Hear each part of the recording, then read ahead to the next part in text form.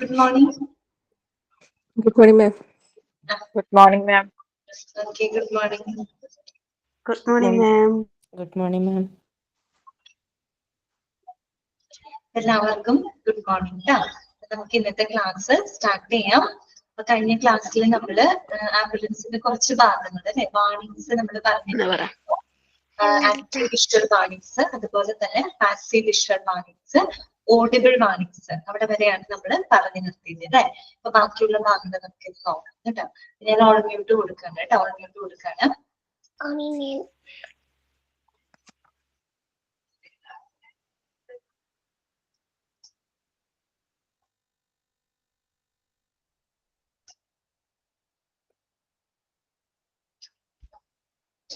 അപ്പൊ കഴിഞ്ഞ ക്ലാസ്സില് വാർണിംഗ്സ് ഒക്കെ നമ്മൾ കണ്ടു. ഇനി ഇന്ന് നമ്മൾ പഠിക്കാൻ പോകുന്നത് കോസ്റ്റ് ആണ് കേട്ടോ. അതായത് ആംബുലൻസിന്റെ എന്താണ് റൈഡ് കോസ്റ്റ് ആണ്, യാത്രാ ചെലവുകൾ എങ്ങനെയാണ്, നമ്മൾ ആ ഒരു ആംബുലൻസിന്റെ സർവീസ് ഉപയോഗിക്കുന്നതിന് നമുക്ക് അടക്കേണ്ടി വരുന്ന ആ പണത്തിനെ പറ്റിയിട്ട് കേട്ടോ, ആ ഒരു റൈഡ് കോസ്റ്റിനെ പറ്റിയാണ് നമ്മൾ പഠിക്കാനായിട്ട് പോകുന്നത്. ഓക്കെ, അപ്പൊ ഒരു കാര്യം ശ്രദ്ധിക്കാം, നമുക്ക് ഈ റൈഡ് കോസ്റ്റ് എന്ന് പറയുന്നത്, അതായത് ആ ഒരു ആംബുലൻസിന്റെ യാത്രാ ചെലവ് എന്ന് പറയുന്നത് നമുക്ക് പല സ്രോതസ്സുകൾ മുഖേന ചെയ്യാനായിട്ട് സാധിക്കും. ആ ഒരു സോഴ്സസ് ഒക്കെയാണ് നമ്മൾ ഇനി പഠിക്കുന്നത് കേട്ടോ. അപ്പൊ ആ ഒരു സോഴ്സസ് അല്ലെങ്കിൽ ആ ഒരു റൈഡ് കോസ്റ്റ് എന്ന് പറയുന്നത് പ്രധാനമായിട്ടും രണ്ട് കാര്യങ്ങളെ ആശ്രയിച്ചിട്ടാണ് ഇരിക്കുന്നത്. ചാപ്റ്റർ ആണോ? ചാപ്റ്റർ ആംബുലൻസ് സർവീസസ് കേട്ടോ. ആംബുലൻസ് സർവീസസ് സെക്കൻഡ് മൊഡ്യൂളിലാണ്. സെക്കൻഡ് മൊഡ്യൂളില് എത്രാമത്തെ ചാപ്റ്റർ ആണ്? 11. യെസ്, 11. ഓക്കെ, 11ാമത്തെ ചാപ്റ്റർ ആണ് കേട്ടോ നമ്മള് പഠിച്ചുകൊണ്ടിരിക്കുന്നത്, ആംബുലൻസ് സർവീസസ്. അപ്പോ ഞാൻ പറഞ്ഞു, ഈ ഒരു യാത്രാ ചെലവ് എന്ന് പറയുന്നത് പ്രധാനമായിട്ടും രണ്ട് കാര്യങ്ങളെ ആശ്രയിച്ചിട്ടാണ് ഇരിക്കുന്നത്. ഏതൊക്കെയാണെന്ന് അറിയാമോ? രണ്ട് കാര്യങ്ങൾ. ഒന്ന് വന്നിട്ട് ലോക്കൽ സിറ്റുവേഷൻ ആണ്, പ്രാദേശികമായിട്ടുള്ള സാഹചര്യമാണ്. രണ്ടാമത്തത് എന്താണ്? കൈൻഡ് ഓഫ് സർവീസസ് ആണ്, ഏത് തരത്തിലുള്ള സേവനമാണ് എന്നതിനെ ആശ്രയിച്ചിട്ടാണ് നമ്മൾ പ്രധാനമായിട്ടും ആ ഒരു റൈഡ് കോസ്റ്റ് നിശ്ചയിക്കുന്നത്. ഓക്കെ, അപ്പൊ നമുക്ക് അതൊന്ന് വായിക്കാം, എന്നിട്ട് നമുക്ക് എക്സ്പ്ലെയിൻ ചെയ്യാം. ഓക്കെ, അപ്പൊ കോസ്റ്റ് ആണ് കേട്ടോ നമ്മൾ പറയുന്നത്. The ambulance ride cost can be paid from several sources and this will relate the local situation or kind of services being provided by whom and to whom. എന്താണ് ഇവിടെ പറയുന്നത്? നമ്മൾ ഈ പറഞ്ഞ കാര്യമാണ്, ആംബുലൻസിന്റെ ഒരു റൈഡ് കോസ്റ്റ്, യാത്രാ ചെലവ് നമുക്ക് പല സോഴ്സുകൾ മുഖേന ചെയ്യാനായിട്ട് സാധിക്കും. അപ്പൊ അത് എന്തിനെ ആശ്രയിച്ചിരിക്കും? റിലേ എന്ന് പറഞ്ഞാൽ എന്താണ്? റിലേ എന്ന വേർഡിന്റെ അർത്ഥം എന്താണ്? ഡിപ്പെൻഡ് ചെയ്യാന്നുള്ള അർത്ഥമാണ് കേട്ടോ. എന്തൊക്കെ കാര്യങ്ങളെ ആശ്രയിച്ചിട്ടാണ് ഇരിക്കുന്നത്? ഒന്ന് വന്നിട്ട് ലോക്കൽ സിറ്റുവേഷൻ ആണ്, പ്രാദേശികമായിട്ടുള്ള സാഹചര്യമാണ്. എന്ന് പറഞ്ഞാല് ഇപ്പൊ നമ്മള് റൂറൽ ഏരിയാസ് ആണെന്ന് വിചാരിക്കുക, ഗ്രാമീണ പ്രദേശങ്ങളാണെന്ന് വിചാരിക്കുക. അപ്പൊ ഈ ഗ്രാമീണ പ്രദേശങ്ങളില് ഈ ആംബുലൻസിന്റെ റൈഡ് കോസ്റ്റ് നഗരപ്രദേശങ്ങളെക്കാൾ പൊതുവെ കുറവായിരിക്കും. മനസ്സിലായോ? അതായത് നമ്മളൊരു അർബൻ ഏരിയയിൽ ആംബുലൻസ് സേവനങ്ങൾക്ക് കുറേയും കൂടെ എക്സ്പെൻസീവ് ആയിരിക്കും, ചെലവ് കൂടുതലായിരിക്കും. അതേസമയം നമ്മൾ ഗ്രാമീണ പ്രദേശങ്ങളിലോട്ട് വരികയാണെങ്കിൽ അവിടെ എന്തായിരിക്കും? ആംബുലൻസിന്റെ റൈഡ് കോസ്റ്റ്, മറ്റുള്ള ആ ഒരു യാത്രാ ചെലവ് പൊതുവെ എങ്ങനെയായിരിക്കും? കുറവായിരിക്കും. അതുകൊണ്ടാണ് അവർ പറയുന്നത് ലോക്കൽ സിറ്റുവേഷൻ, പ്രാദേശികമായിട്ടുള്ള സാഹചര്യം. രണ്ടാമത്തെ എന്താണ് പറയുന്നത്? Or kind of services being provided by whom and to whom. Kind of services, അതായത് ഏത് തരത്തിലുള്ള സേവനമാണ് കൊടുക്കുന്നത്. ഇപ്പോ ചില പേഷ്യൻസിനെ സംബന്ധിക്കുകയാണെങ്കിൽ അവർക്ക് ഒരു ബേസിക് ലൈഫ് സപ്പോർട്ടിന്റെ ആവശ്യം മാത്രമേ വരുള്ളൂ. അപ്പൊ അങ്ങനെയുള്ള രോഗികൾക്ക് ആ ഒരു ബേസിക് ലൈഫ് സപ്പോർട്ട് കൊടുക്കുന്ന ആംബുലൻസ് മാത്രം കൊടുത്താൽ മതി, അതിനനുസരിച്ചുള്ള ചെലവേ വരുള്ളൂ. അതേസമയം കുറച്ച് ക്രിട്ടിക്കൽ ആയിട്ടുള്ള ഒരു പേഷ്യന്റ് ആണെന്നിരിക്കട്ടെ, കുറച്ചൊരു ഗുരുതരമായിട്ട് പരിക്ക് പറ്റിയ അല്ലെങ്കിൽ അസുഖാവസ്ഥയിലുള്ള രോഗികളാണെങ്കിൽ അവർക്ക് ചിലപ്പോൾ നമ്മൾ ഒരു അഡ്വാൻസ്ഡ് ലൈഫ് സപ്പോർട്ട് സജ്ജീകരണങ്ങളുള്ള ഒരു സേവനം കൊടുക്കേണ്ടതായിട്ട് വരും. അപ്പൊ അതിനനുസരിച്ച് എന്ത് വർദ്ധിക്കും? എക്സ്പെൻസ് അവിടെ വർദ്ധിക്കും. മനസ്സിലായോ പറഞ്ഞത്? അതുകൊണ്ടാണ് ഈ രണ്ട് കാര്യങ്ങൾ ആശ്രയിച്ചിട്ടാണ്. ഒന്ന് ലോക്കൽ സിറ്റുവേഷൻ ആണ്, പ്രാദേശികമായിട്ടുള്ള സാഹചര്യം. ഞാൻ പറഞ്ഞത് ഓർത്താൽ മതി, ഗ്രാമീണ പ്രദേശങ്ങളിൽ പൊതുവെ റൈഡ് കോസ്റ്റ് കുറവായിരിക്കും അർബൻ ഏരിയനെ സംബന്ധിച്ചിടത്തോളം, നഗരപ്രദേശത്തെ സംബന്ധിച്ചിടത്തോളം. ഓക്കെ, അതുപോലെ തന്നെ എന്താണ് കൈൻഡ് ഓഫ് സർവീസസ്, ഏത് തരത്തിലുള്ള സേവനമാണ്. ചില രോഗികൾക്ക് ബേസിക് ലൈഫ് സപ്പോർട്ടിന്റെ ആവശ്യമേ വലിയ എമർജൻസി ഒന്നും ഉണ്ടാകുന്നില്ല. അങ്ങനെയുള്ളവർക്ക് ആ ഒരു ബേസിക് ലൈഫ് സപ്പോർട്ട് സജ്ജീകരണമുള്ള ആംബുലൻസ് സർവീസ് കൊടുക്കുക. അപ്പൊ അതിനനുസരിച്ചുള്ള എക്സ്പെൻസേ വരുള്ളൂ. അതേസമയം കുറെ കൂടെ ക്രിട്ടിക്കൽ ആയിട്ടുള്ള പേഷ്യൻസ് ആണെങ്കിൽ അവർക്ക് അഡ്വാൻസ്ഡ് ലൈഫ് സപ്പോർട്ട് സജ്ജീകരണങ്ങളുള്ള സേവനങ്ങൾ കൊടുക്കേണ്ടതായിട്ട് വരും. അതിനനുസരിച്ച് എന്ത് കൂടും? എക്സ്പെൻസ് അവിടെ കൂടും. മനസ്സിലായല്ലോ? പിന്നെ നമ്മൾ പറഞ്ഞ എന്താണ്, റൈഡ് കോസ്റ്റ് പല സോഴ്സസ് മുഖേന നമുക്ക് ചെയ്യാനായിട്ട് സാധിക്കും. ഏതൊക്കെയാണ് ആ സോഴ്സസ്? പ്രധാനമായിട്ടും 4 വിഭാഗമാണ് ഉള്ളത്. ഓക്കെ, അപ്പൊ അതൊക്കെ പഠിച്ചു വെക്കണം കേട്ടോ. എളുപ്പമാണത്, മനസ്സിലാക്കാൻ എളുപ്പമാണ്, വായിക്കുമ്പോൾ തന്നെ മനസ്സിലാക്കുക. ഒന്നാമത്തെ എന്താണ്? ഗവൺമെന്റ് ഫണ്ടഡ് സർവീസ് ആണ് കേട്ടോ. ഒന്നാമത്തെ എന്താണ്? ഗവൺമെന്റ് ഫണ്ടഡ് സർവീസ് ആണ്. സെക്കൻഡ് വൺ എന്താണ്? പ്രൈവറ്റ്ലി ഫണ്ടഡ് സർവീസ് ആണ്. സെക്കൻഡ് വൺ എന്താണ്? പ്രൈവറ്റ്ലി ഫണ്ടഡ് സർവീസ് ആണ്. മൂന്നാമത്തത് ചാരിറ്റി ഫണ്ടഡ് സർവീസ് ആണ്. നാലാമത്തത് ഹോസ്പിറ്റൽ ഫണ്ടഡ് സർവീസ് ആണ്. ഇതൊക്കെയാണ് നമ്മൾ പറഞ്ഞത്. ഗവൺമെന്റ് ഫണ്ടഡ് സർവീസ് ഉണ്ട്, പ്രൈവറ്റ്ലി ഫണ്ടഡ് സർവീസ് ഉണ്ട്, ചാരിറ്റി ഫണ്ടഡ് സർവീസ് ഉണ്ട്, ഹോസ്പിറ്റൽ ഫണ്ടഡ് സർവീസ് ഉണ്ട്. അപ്പൊ ആ പേരിൽ തന്നെ നമുക്ക് കേൾക്കുമ്പോൾ മനസ്സിലാവും അല്ലെ. ആദ്യത്തെ എന്താണ്? Government funded service. എന്തായിരിക്കും അവിടെ? ശരിക്കും പറഞ്ഞാല് ഈ ആംബുലൻസിന്റെ യാത്രാ ചെലവ്, റൈഡ് കോസ്റ്റ്, ആ ഒരു ട്രാൻസ്പോർട്ടേഷൻ ചാർജ് എന്ന് പറയുന്നത് ഒന്നുകിൽ പൂർണ്ണമായിട്ടും അല്ലെങ്കിൽ മെജോറിറ്റി റൈഡ് കോസ്റ്റും ആര് തന്നെയായിരിക്കും വഹിക്കുന്നുണ്ടാവുക? ഗവൺമെന്റ് ആയിരിക്കും വഹിക്കുന്നുണ്ടാവുക. അതുകൊണ്ടാണല്ലോ ഗവൺമെന്റ് ഫണ്ടഡ് സർവീസ്. അതിപ്പോ ലോക്കൽ ഗവൺമെന്റോ അല്ലെങ്കിൽ നമ്മുടെ സെൻട്രൽ ഗവൺമെന്റോ സ്റ്റേറ്റ് ഗവൺമെന്റുകളൊക്കെ ആയിരിക്കും അത് വഹിക്കുന്നത്. അതെ, കറക്റ്റ് ആണ്. ഗവൺമെന്റ് ആയിരിക്കും അവിടെ വഹിക്കുന്നുണ്ടാവുക. അപ്പൊ എന്ന് പറയുമ്പോൾ പേഷ്യൻസിന് പിന്നെ എന്ത് കൊടുക്കേണ്ടി വരുന്നില്ല? പണം കൊടുക്കേണ്ടതായിട്ട് വരുന്നില്ല. അവർക്ക് പൂർണ്ണമായിട്ടും സൗജന്യമായിട്ടാണ് അല്ലെ ആ സേവനം. അവർക്ക് പൈസ കൊടുക്കേണ്ടതായിട്ട് വരുന്നില്ല. കാര്യം ഫുള്ള് ധനസഹായം ആര് തന്നെയാണ് കൊടുക്കുന്നത്? ഗവൺമെന്റ് തന്നെയാണ് കൊടുക്കുന്നത്. അതും എന്താണ്? അവരുടെ സാധാരണ നികുതി വരുമാനത്തിൽ നിന്ന്, ഗവൺമെന്റിന്റെ സാധാരണ നികുതി വരുമാനത്തിൽ നിന്നുമാണ് ആ ഒരു ഫണ്ട് എന്തിന്? ആംബുലൻസ് സർവീസിനായിട്ട് അവര് മാറ്റിവെക്കുന്നത്. കാര്യം എന്താന്ന് വെച്ച് കഴിഞ്ഞാല് ആംബുലൻസ് സേവനം എന്ന് പറയുന്നത് ശരിക്കും ഒരു പൊതുജന ആരോഗ്യ സേവനമാണ്. അപ്പൊ അത് എല്ലാ പൗരന്മാർക്കും ലഭ്യമാക്കണം അല്ലെ, എല്ലാ പൗരന്മാർക്കും ലഭ്യമാക്കണം. അതുകൊണ്ടാണ് അത്തരം സേവനങ്ങൾക്ക് ഗവൺമെന്റ് ഫണ്ട് ചെയ്യുന്നത്. ഇപ്പൊ നമ്മള് ചിലപ്പോഴൊക്കെ വാർഷിക ബഡ്ജറ്റൊക്കെ അവതരിപ്പിക്കുമ്പോൾ ഈ ആംബുലൻസ് സേവനങ്ങൾക്കെന്ന് പറഞ്ഞിട്ട് ഒരു നിശ്ചിത തുക ആ ഒരു ബഡ്ജറ്റിലേക്ക് മാറ്റി വെക്കാറുണ്ട്. എന്ന് പറയുമ്പോൾ അത് ഫണ്ട് ചെയ്യുന്നതാണ്. ഇങ്ങനത്തെയുള്ള സർവീസുകൾക്കൊക്കെ വേണ്ടിയിട്ട് ഫണ്ട് ചെയ്യുന്നതാണ്. ഓക്കെ, ഇത്രയേ ഉള്ളൂ. അപ്പൊ നമുക്ക് ജസ്റ്റ് ഒന്ന് വായിക്കാം, അത് അണ്ടർലൈൻ ചെയ്ത് വെക്കാം കേട്ടോ. എന്താണ്? the full or the majority part of the cost of transport by the ambulance is borne by the local, regional or national government. ബ്രാക്കറ്റിൽ എന്താണ്? ത്രൂ ദെയർ ഓർഡിനറി ടാക്സേഷൻ അല്ലെ, അവരുടെ സാധാരണ നികുതി വരുമാനത്തിലൂടെ ലോക്കൽ ഗവൺമെന്റ്, ഇപ്പൊ പഞ്ചായത്തോ മുനിസിപ്പാലിറ്റിയോ അല്ലെങ്കിൽ ഈ പറയുന്ന എന്താണ് സ്റ്റേറ്റ് ഹെൽത്ത് സൊസൈറ്റികള്, അതുപോലെ ഡിസ്ട്രിക്ട് ഹെൽത്ത് സൊസൈറ്റികള്, പിന്നെ നമ്മുടെ സെൻട്രൽ ഗവൺമെന്റ്, ഇതൊക്കെ ഗവൺമെന്റ് സ്ഥാപനങ്ങളാണ് അല്ലെ. അപ്പൊ അവരായിരിക്കും ഇതിന്റെ ധനസഹായം കൊടുക്കുന്നുണ്ടായിരിക്കാം. അപ്പൊ അവിടെ പേഷ്യൻസിന് കൊടുക്കേണ്ടി വരുന്നില്ല, പൈസ കൊടുക്കേണ്ടതായിട്ട് വരുന്നില്ല. ക്ലിയർ ആണല്ലോ? ഓക്കെ, എല്ലാവർക്കും അറിയാവുന്നതാണല്ലോ. രണ്ടാമത്തത് എന്താണ്? പ്രൈവറ്റ്ലി ഫണ്ടഡ് സർവീസ് ആണ്. ആ പേര് കേൾക്കുമ്പോൾ തന്നെ നമുക്കറിയാം അല്ലെ. പ്രൈവറ്റ്ലി ഫണ്ടഡ് സർവീസ് എന്ന് പറയുമ്പോൾ അവിടെ എന്ത് ചെയ്യേണ്ടി വരും? പേഷ്യൻസ് പേ ചെയ്യേണ്ടതായിട്ട് വരും അല്ലെ. പേഷ്യന്റ് ആയിരിക്കണം അവിടെ, അതന്നെ പേഷ്യൻസ് തന്നെ അവിടെ പേയ്മെന്റ് ചെയ്യേണ്ടതായിട്ട് വരും. ഒന്നില്ലെങ്കിൽ പേഷ്യൻസ് കൊടുക്കുക, അതല്ലെങ്കിൽ അവരുടെ ഇൻഷുറൻസ് കമ്പനി ത്രൂ ആയിട്ട് പേയ്മെന്റ് ചെയ്യേണ്ടതായിട്ട് വരും. ഇപ്പൊ ഇന്നത്തെ കാലത്ത് ഹെൽത്ത് ഇൻഷുറൻസ് ഇല്ലാത്ത ആളുകൾ ചുരുക്കമായിരിക്കും. ഇവർക്ക് എന്തുണ്ടായിരിക്കും? ഹെൽത്ത് ഇൻഷുറൻസ് ഉണ്ടായിരിക്കും. അപ്പൊ ചില ഇൻഷുറൻസ് പോളിസിക്ക് അകത്ത് നമുക്ക് എന്തെങ്കിലും അത്യാഹിതം സംഭവിച്ചു കഴിഞ്ഞാൽ നമ്മൾ ട്രാൻസ്പോർട്ടേഷൻ ചാർജ് ഒക്കെ അതൊക്കെ ക്ലെയിം ഉള്ള ഇൻഷുറൻസ് ക്ലെയിമുകളും കാര്യങ്ങളും ഒക്കെ ഉണ്ട്. അപ്പൊ ഒന്നില്ലെങ്കിൽ പേഷ്യന്റ് തന്നെ അവരുടെ കയ്യിൽ നിന്ന് പൈസ കൊടുക്കുക, അല്ലെങ്കിൽ അവരുടെ എന്താണ് ഇൻഷുറൻസ് അല്ലെ, ഇൻഷുറൻസ് കമ്പനി ത്രൂ ആയിട്ട് എന്ത് കൊടുക്കാനായിട്ട് നമുക്ക് പറ്റും? പൈസ കൊടുക്കാനായിട്ട് സാധിക്കും. മനസ്സിലായല്ലോ? അത്രയേ ഉള്ളൂ പ്രൈവറ്റ്ലി ഫണ്ടഡ് സർവീസ്. അവിടെ എന്താണ് പറയുന്നത്? Cost of ambulance transport should be by themselves. പറഞ്ഞ പേഷ്യൻസ് തന്നെയാണ് ചെയ്യുന്നത്, or through their insurance company, അതല്ലെങ്കിൽ അവരുടെ ഇൻഷുറൻസ് കമ്പനി മുഖേന ആ പൈസ നമ്മൾ പേ ചെയ്യുന്നതായിട്ട് വരും.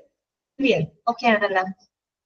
മൂന്നാമത്തെ പോയിന്റ് ആണ് മൂന്നാമത്തെ ഇതാണ് ചാരിറ്റി ഫണ്ടഡ് സർവീസ് ആണ്. ചാരിറ്റി ഫണ്ടഡ് സർവീസ് ആ പേര് കേൾക്കുമ്പോൾ തന്നെ നമുക്കറിയാം അല്ലെ. As a part of charity, ചാരിറ്റിയുടെ ഭാഗമായിട്ട് അല്ലെ. ചാരിറ്റി ശരിക്കും ഒരു അതെ എന്താണ് ലയൺസ് ക്ലബ് ആക്കി കറക്റ്റ് ആണ്. കാരുണ്യ ചാരിറ്റിയുടെ ഭാഗമായിട്ട് പൂർണ്ണമായിട്ടും ആംബുലൻസ് സേവനങ്ങൾ രോഗികൾക്ക് സൗജന്യമായിട്ട് തന്നെയാണ് ഇവിടെ പ്രൊവൈഡ് ചെയ്യുന്നത്. അത്തരത്തിലുള്ള ആ ഒരു അവരായിരിക്കും എന്താണ് ആ റൈഡ് കോസ്റ്റ് ഒക്കെ വഹിക്കുന്നത്. As a part of their ചാരിറ്റിയുടെ ഭാഗമായിട്ട് ഫ്രീ ഓഫ് ചാർജിനായിരിക്കും അവര് പേഷ്യൻസിന് അത് കൊടുക്കുന്നുണ്ടായിരിക്കാം. ഓക്കെ, അപ്പൊ നമുക്കൊന്ന് വായിക്കാം. Charity funded service. Transport by ambulance may be given free of charge, അതായത് സൗജന്യമായിട്ടാണ് കൊടുക്കുന്നത് to the patients by a charity അല്ലെ, as a part of their charity.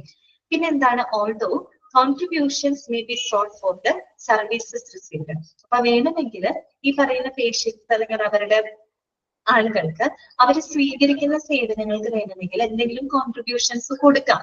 അതിപ്പോ പൈസയായിട്ട് തന്നെ കൊടുക്കണമെന്ന് നിർബന്ധമില്ല. മറ്റെന്തെങ്കിലും കോൺട്രിബ്യൂട്ട് ചെയ്യാം. ഇപ്പൊ ഒരു വീൽ ചെയറോ അല്ലെങ്കിൽ എന്തെങ്കിലും സ്ട്രക്ചറോ, ഇപ്പൊ ആരെങ്കിലും ഇപ്പോ മരിച്ചുപോയ വല്ലവരും ഉപയോഗിച്ചത് വാട്ടർ ബെഡ് ഒക്കെ ഫ്രീ ആയിട്ടുണ്ടെങ്കിൽ ആ വാട്ടർ ബെഡ് ഒക്കെ വേണമെങ്കിൽ നമുക്ക് കോൺട്രിബ്യൂട്ട് ചെയ്യാം. എന്ന് പറഞ്ഞാൽ പണമായിട്ട് തന്നെ കോൺട്രിബ്യൂട്ട് ചെയ്യണമെന്ന് നിർബന്ധമില്ലാണ്. മറ്റെന്തെങ്കിലും ഉപയോഗപ്രദമായിട്ടുള്ള സ്ട്രക്ചറോ വീൽ ചെയറോ അല്ലെങ്കിൽ വാട്ടർ ബെഡ് പോലെയുള്ള അങ്ങനെയുള്ള സാധനങ്ങളൊക്കെ നമുക്ക് വേണമെങ്കിൽ കോൺട്രിബ്യൂട്ട് ചെയ്യാം. അത് അവർക്ക് സ്വീകരിക്കാം. ഓക്കെ, അപ്പൊ എന്ന് പറയുമ്പോൾ പിന്നീട് ദുരിതം അനുഭവിക്കുന്ന ആർക്കെങ്കിലും ഒക്കെ അത് എന്താ പറയുക ഉപയോഗിക്കാനായിട്ട് സാധിക്കും. മനസ്സിലായല്ലോ? അതാണ് ചാരിറ്റി ഫണ്ടഡ് സർവീസ്. അപ്പൊ ലഭിക്കുന്ന സേവനങ്ങൾക്ക് വേണമെങ്കിൽ എന്ത് ചെയ്യാം, അവർക്കൊരു കോൺട്രിബ്യൂഷൻ കൊടുക്കാം, അത് അവർക്ക് സ്വീകരിക്കാമെന്നാണ് പറയുന്നത്. ക്ലിയർ ആണല്ലോ? ഓക്കെ, അടുത്തത് എന്താണ്? ഹോസ്പിറ്റൽ ഫണ്ടഡ് സർവീസ് ആണ്. പേര് കേൾക്കുമ്പോൾ തന്നെ നമുക്കറിയാം അല്ലെ. അവിടെ ആരായിരിക്കും ആംബുലൻസ് സർവീസിൽ ഫണ്ട് ചെയ്യുന്നത്? ആരായിരിക്കും? ഹോസ്പിറ്റൽ ആയിരിക്കും അല്ലെ. അപ്പൊ നമുക്കൊന്ന് വായിക്കാം. അതെ, ഹോസ്പിറ്റൽസ് ആയിരിക്കും. Hospitals may provide the ambulance transport free of charge on the condition, ഒരു കണ്ടീഷൻ ആണ്. എന്താണ്? on the condition that the patients use the hospital services. ബ്രാക്കറ്റിൽ കൊടുത്തിട്ടുണ്ട് which they may have to pay for. അതായത് hospital സേവനങ്ങൾ രോഗികൾ ഉപയോഗപ്പെടുത്തണം എന്ന ആ ഒരു കണ്ടീഷൻ, എന്നൊരു വ്യവസ്ഥയിൽ ചില ഹോസ്പിറ്റലുകൾ എന്ത് ചെയ്യാറുണ്ട്? സൗജന്യമായിട്ട് ആംബുലൻസ് സേവനങ്ങൾ രോഗികൾക്ക് കൊടുക്കാറുണ്ട്. അത് നമുക്ക് പൂർണ്ണമായിട്ടും എല്ലാവർക്കും കൊടുക്കുന്നു എന്ന് പറയാൻ പറ്റില്ല. ഇപ്പൊ ചില പേഷ്യൻസ് ഉണ്ടായിരിക്കും അവരുടെ ആശുപത്രിയിൽ ആ ഒരു ആശുപത്രിയിൽ ട്രീറ്റ്മെന്റ് എടുക്കുന്നുണ്ട്. അങ്ങനെ കുറെ നാള് ട്രീറ്റ്മെന്റ് ഒക്കെ എടുത്തിട്ട് അവിടെ വെച്ച് മരണപ്പെടുക എന്ന് വിചാരിക്കാം. ഹോസ്പിറ്റലിൽ വെച്ചൊക്കെ മരണപ്പെടുകയാണ്. അവരുടെ ആ ഒരു ട്രീറ്റ്മെന്റിന് വേണ്ടിയിട്ട് മുഴുവൻ തുക അവർ ചെലവാക്കിയിട്ടുണ്ട്. അപ്പൊ അങ്ങനെയുള്ള സാഹചര്യങ്ങളിലൊക്കെ പേഷ്യൻസ് എന്ത് ചെയ്യാറുണ്ട്? ഫ്രീ സർവീസ് ആയിട്ട് ആംബുലൻസ് ഫ്രീ ആയിട്ട് ആംബുലൻസ് സർവീസ് അത്തരം രോഗികൾക്ക് കൊടുക്കാറുണ്ട്. എല്ലാവർക്കും കൊടുക്കുന്നു നമുക്ക് പറയാൻ പറ്റില്ല. ചില ക്രൂഷ്യൽ സിറ്റുവേഷനുള്ള രോഗികൾക്ക് അങ്ങനെയുള്ള സാഹചര്യങ്ങളുള്ളവർക്ക് ചിലപ്പോൾ ഹോസ്പിറ്റലിൽ എന്ത് ചെയ്യാറുണ്ട്? ഫ്രീ ഓഫ് ചാർജ് സൗജന്യമായിട്ട് പേഷ്യൻസിന് ആംബുലൻസ് സേവനങ്ങൾ കൊടുക്കാറുണ്ട്. അല്ലാത്തതിന് എന്ത് ചെയ്യേണ്ടതായിട്ട് വരും? പേഷ്യൻസിന് പേ ചെയ്യേണ്ടതായിട്ട് വരും. അപ്പൊ നമുക്ക് പൂർണ്ണമായിട്ട് ഹോസ്പിറ്റൽ വഹിക്കുന്നു എന്ന് നമുക്ക് പറയാൻ പറ്റില്ല. ചില സാഹചര്യങ്ങളിൽ വഹിക്കും, അല്ലാത്ത സാഹചര്യങ്ങളിൽ ആര് തന്നെ പേ ചെയ്യേണ്ടതായിട്ട് വരും? പേഷ്യൻസ് അതിന് പേ ചെയ്യേണ്ടതായിട്ട് വരും. അതുകൊണ്ടാണ് ബ്രാക്കറ്റിൽ അങ്ങനെ കൊടുത്തിരിക്കുന്നത് which they may have to pay for. Okay, clear ആണല്ലോ? അപ്പൊ നമ്മൾ എന്താ പറഞ്ഞത്? റൈഡ് കോസ്റ്റിനെ പറ്റിയാണ് പറഞ്ഞത് അല്ലെ. റൈഡ് കോസ്റ്റ് പല റിസോഴ്സസ് വഴിയായിട്ട് നമുക്ക് ചെയ്യാനായിട്ട് സാധിക്കും. ഈ റൈഡ് കോസ്റ്റ് എന്ന് പറയുന്നത് പ്രധാനമായിട്ടും രണ്ട് ഫാക്ടറിനെ ഡിപെൻഡ് ചെയ്തിട്ടാണ്. ഒന്ന് ലോക്കൽ സിറ്റുവേഷൻ ആണ്, പ്രാദേശിക സാഹചര്യങ്ങള്. മറ്റൊന്ന് ഏത് തരത്തിലുള്ള സേവനമാണ് ആർക്കാണ് പ്രൊവൈഡ് ചെയ്യുന്നത് എന്നതിനെ ആശ്രയിച്ചിട്ടാണ് ആ ഒരു റൈഡ് കോസ്റ്റ് നിശ്ചയിക്കുന്നത്. അപ്പൊ പ്രധാനമായിട്ടും 4 തരത്തിലാണ് ആ ഒരു എന്താ പറയാ കോസ്റ്റ് ആ ഒരു ആംബുലൻസ് സേവനങ്ങൾക്കുള്ള ധനസഹായം കൊടുക്കുന്നത്. ഏതൊക്കെയാണെന്ന്? ഗവൺമെന്റ് ഫണ്ടഡ് സർവീസ്, രണ്ടാമത്തത് പ്രൈവറ്റ്ലി ഫണ്ടഡ് സർവീസ്, മൂന്നാമത്തത് charity funded service, and fourth one hospital funded service. ഇത്രയും ക്ലിയർ ആണോ നിങ്ങൾക്ക് പറഞ്ഞത്? ഓക്കെ, ഇതൊക്കെ സിമ്പിൾ ആയിട്ടുള്ള കാര്യങ്ങളാണ്, പെട്ടെന്ന് മനസ്സിലാക്കാവുന്ന കാര്യങ്ങളേ. ഓക്കെ, ശരി. അപ്പൊ നമുക്കിനി അടുത്ത ഭാഗത്തോട്ട് പോവാട്ടോ. അടുത്ത എന്താണ്? Emergency services. നമുക്കറിയാം എമർജൻസി സർവീസ് നമ്പർ എത്രയാണ്? 108 ആണ് അല്ലെ. 108 ആണ് കേട്ടോ നമ്മുടെ ആംബുലൻസ് എമർജൻസി നമ്പർ 108 ആണ്. ചില സ്ഥലങ്ങളില് നമ്മുടെ കേരളത്തിലല്ല ഒട്ടുമിക്ക സ്റ്റേറ്റിലൊക്കെ 108 തന്നെയാണ്. ചിലയിടത്ത് 102 കാണാറുണ്ട് കേട്ടോ. അപ്പൊ 102 ആംബുലൻസ് സർവീസ് ഉണ്ട്. പക്ഷെ അത് വന്നിട്ട് നമ്മള് ഈ എന്താ പറയാ കുഞ്ഞുങ്ങള്, ഈ ശിശുക്കളൊക്കെ നവജാത ശിശുക്കൾ, അതുപോലെ പ്രഗ്നന്റ് ആയിട്ടുള്ള സ്ത്രീകള്, അമ്മമാര്, അങ്ങനെയുള്ളവർക്കായിട്ടൊക്കെ സർവീസ് നടത്തുന്നതുണ്ട്. അത് 102 ഉണ്ട്. പക്ഷെ കേരളത്തിൽ അങ്ങനെ അധികമില്ല. കൂടുതൽ എന്തെങ്കിലും 108 തന്നെയാണ് കേട്ടോ. എമർജൻസി നമ്പർ എന്ന് പറയുന്നത് ആംബുലൻസ് എമർജൻസി സർവീസ് നമ്പർ 108 ആണ്. ആ നമ്പർ നോട്ട് ചെയ്ത് വെക്കുക കേട്ടോ. 108 ആണ് കേട്ടോ. ഓക്കെ, ഇനി അടുത്തത് പറയുന്നത് ഹൗ ഇറ്റ് വർക്ക്സ്. എങ്ങനെയാണ് അത് വർക്ക് ആവുന്നത്? അതൊരു പ്രാക്ടിക്കൽ വശങ്ങൾ മാത്രമാണ് കേട്ടോ അവിടെ പറയുന്നത്. പ്രാക്ടിക്കൽ ആയിട്ടുള്ള കുറച്ച് കാര്യങ്ങളാണ്. അതിന് കൂടുതലൊന്നും പഠിക്കാനല്ല, നമ്മൾ മനസ്സിലാക്കി വെക്കേണ്ട കുറച്ച് കാര്യങ്ങളാണ്. നമ്മളൊരു എങ്ങനെയാണ് ഒരു ആംബുലൻസ് സർവീസ് നമ്മൾ വിളിക്കുമ്പോൾ എന്തൊക്കെ കാര്യങ്ങളാണ്, എങ്ങനെയൊക്കെയാണ് ചെയ്യേണ്ടത് എന്നുള്ളൊരു പ്രാക്ടിക്കൽ സൈഡ് മാത്രമാണ് ഇവിടെ പറഞ്ഞു പോകുന്നത് കേട്ടോ. അപ്പൊ നമുക്ക് ജസ്റ്റ് ഒന്ന് വായിക്കാണ്ട് ഹൗ ഇറ്റ് വർക്ക്സ്. അതായത് when an emergency is intimated through 108, the caller collects the needed basic information and sends the apt services. Apt ആണ് കേട്ടോ, opt എന്നാണ് എഴുതിയിരിക്കുന്നത്. ആപ്റ്റ് കേട്ടോ, APT. ആപ്റ്റ് എന്ന് വെച്ചാൽ അപ്രോപ്രിയേറ്റ് എന്നുള്ള അർത്ഥമാണ്. ഇവിടെ ഓപ്റ്റ് എന്നാണ് എഴുതിയിരിക്കുന്നത്. ഏതാക്കാം, ആക്കുക. Apt services. Primary information got includes. അതായത് നമ്മൾ പറഞ്ഞല്ലോ 108 ആണ് എമർജൻസി ആംബുലൻസ് നമ്പർ. അപ്പൊ നമ്മൾ 108ലേക്ക് ഒരു എമർജൻസി ഇന്റിമേറ്റ് ചെയ്യുന്ന സമയത്ത് ആ കോളർ അല്ലെ, അവിടെ ഫോൺ എടുക്കുന്ന ആ കോളർ എന്ത് ചെയ്യും? അവർക്ക് ആവശ്യമായിട്ടുള്ള ചില ബേസിക് ഇൻഫർമേഷൻ നമ്മളിൽ നിന്നും കളക്ട് ചെയ്യുന്നത്. എന്നിട്ട് ആ ബേസിക് ഇൻഫർമേഷൻ കളക്ട് ചെയ്തിട്ട് നമുക്ക് ആവശ്യമായിട്ടുള്ള സേവനങ്ങൾ അത് എന്ത് ചെയ്യാണ്? സെൻഡ് ചെയ്യാണ്, നമുക്കായിട്ട് അയക്കുകയാണ്. ഓക്കെ, അപ്പോൾ അതാണ് ഇവിടെ പറയുന്നത്. Needed basic information and send the apt services. ഇനി എന്താണ് പറയുന്നത്? Primary information got includes. അപ്പൊ നമ്മൾ പറഞ്ഞല്ലോ ബേസിക് ആയിട്ടുള്ള കുറച്ച് ഇൻഫർമേഷൻ അവര് നമ്മളിൽ നിന്ന് കളക്ട് ചെയ്യുന്നു പറയുന്നു. അപ്പൊ എന്തൊക്കെയാണ് ഈ ഒരു ബേസിക് ഇൻഫർമേഷനിൽ വരുന്ന കാര്യങ്ങൾ, എന്തൊക്കെയാണ് അത് നമ്മൾ അറിഞ്ഞിരിക്കണം. എന്തൊക്കെ കാര്യങ്ങളാണ് ഒരു ബേസിക് ഇൻഫർമേഷൻ അവര് നമ്മളോട് ആവശ്യപ്പെടുന്നത്? എന്തൊക്കെയായിരിക്കും? ഒന്നാമത്തത് where the call is placed from. ബ്രാക്കറ്റിൽ കൊടുത്തിട്ടുണ്ട് district, taluk, city, town or exact location or landmark. എവിടെ നിന്നാണ് ആ കോള് വന്നിരിക്കുന്നത്, ആരാണ്, എവിടെ നിന്നാണ് ആ കോള് വന്നിരിക്കുന്നത്? അതിപ്പം ഡിസ്ട്രിക്റ്റ് ആയിട്ട്, താലൂക്ക് അല്ലെങ്കിൽ ടൗൺ, അത് കറക്റ്റ് ആയിട്ട് നമ്മൾ എക്സാക്ട് പ്ലേസ് അവർക്ക് പറഞ്ഞു കൊടുക്കണം. എക്സാക്ട് ലൊക്കേഷൻ, ലാൻഡ്മാർക്ക് അടക്കം അവർക്ക് പറഞ്ഞു കൊടുക്കണം. അങ്ങനെ അവർക്ക് വരാൻ വേണ്ടിയിട്ടാണ് അല്ലെ. എവിടെ നിന്നാണ് ആ കോള് വന്നിരിക്കുന്നത്? പിന്നെന്താണ്? എമർജൻസി ടൈപ്പ് അല്ലെ, ഏത് തരത്തിലുള്ള എമർജൻസിയാണ്? നോൺ എമർജൻസി ആണോ, അതോ നോൺ എമർജൻസി എന്നല്ല, എമർജൻസി ടൈപ്പ്. ആ ഏത് തരത്തിലുള്ള, ഇൻജുവേർഡ് ആയിട്ടാണോ, പരിക്കേറ്റ ആക്സിഡന്റ് കേസ് ആണോ, ഇനി അതല്ല വേറെ ഏതെങ്കിലും ക്രിട്ടിക്കൽ രോഗാവസ്ഥയിലാണോ, നോൺ ക്രിട്ടിക്കൽ ആണോ, അങ്ങനെ ഏത് ടൈപ്പ് ഓഫ് എമർജൻസി ആണെന്നുള്ളത് അവര് നമ്മുടെ അടുത്ത് അന്വേഷിക്കും. എന്നാൽ മാത്രമാണ് അതിനനുസരിച്ചുള്ള സജ്ജീകരണങ്ങളുള്ള ആംബുലൻസ് ആയിട്ട് അവർക്ക് വരാനായിട്ട് പറ്റുള്ളൂ. ഓക്കെ, പിന്നെന്താണ്? Number of people injured and the state of the injured. അതായത് എത്രത്തോളം ആളുകൾക്ക് ഇഞ്ചുറി സംഭവിച്ചിട്ടുണ്ട്, ഇനി ഇഞ്ചുറി സംഭവിച്ചിട്ടുള്ള ആളുകളുടെ ആ ഒരു ഹെൽത്ത് സ്റ്റാറ്റസ് എന്താണ്, നിലവിലെ അവസ്ഥ എന്താണ്, അതവര് നമ്മളോട് ചോദിക്കും. പിന്നെന്താണ്? The callers name and contact number for the location guidance if needed. അതുപോലെ വിളിച്ച ആളുടെ ആ ഒരു പേര് അല്ലെ, കോളർ നെയിമും അവര് കോണ്ടാക്ട് ചെയ്യാനുള്ള ഫോൺ നമ്പറും അവർ ചോദിക്കും.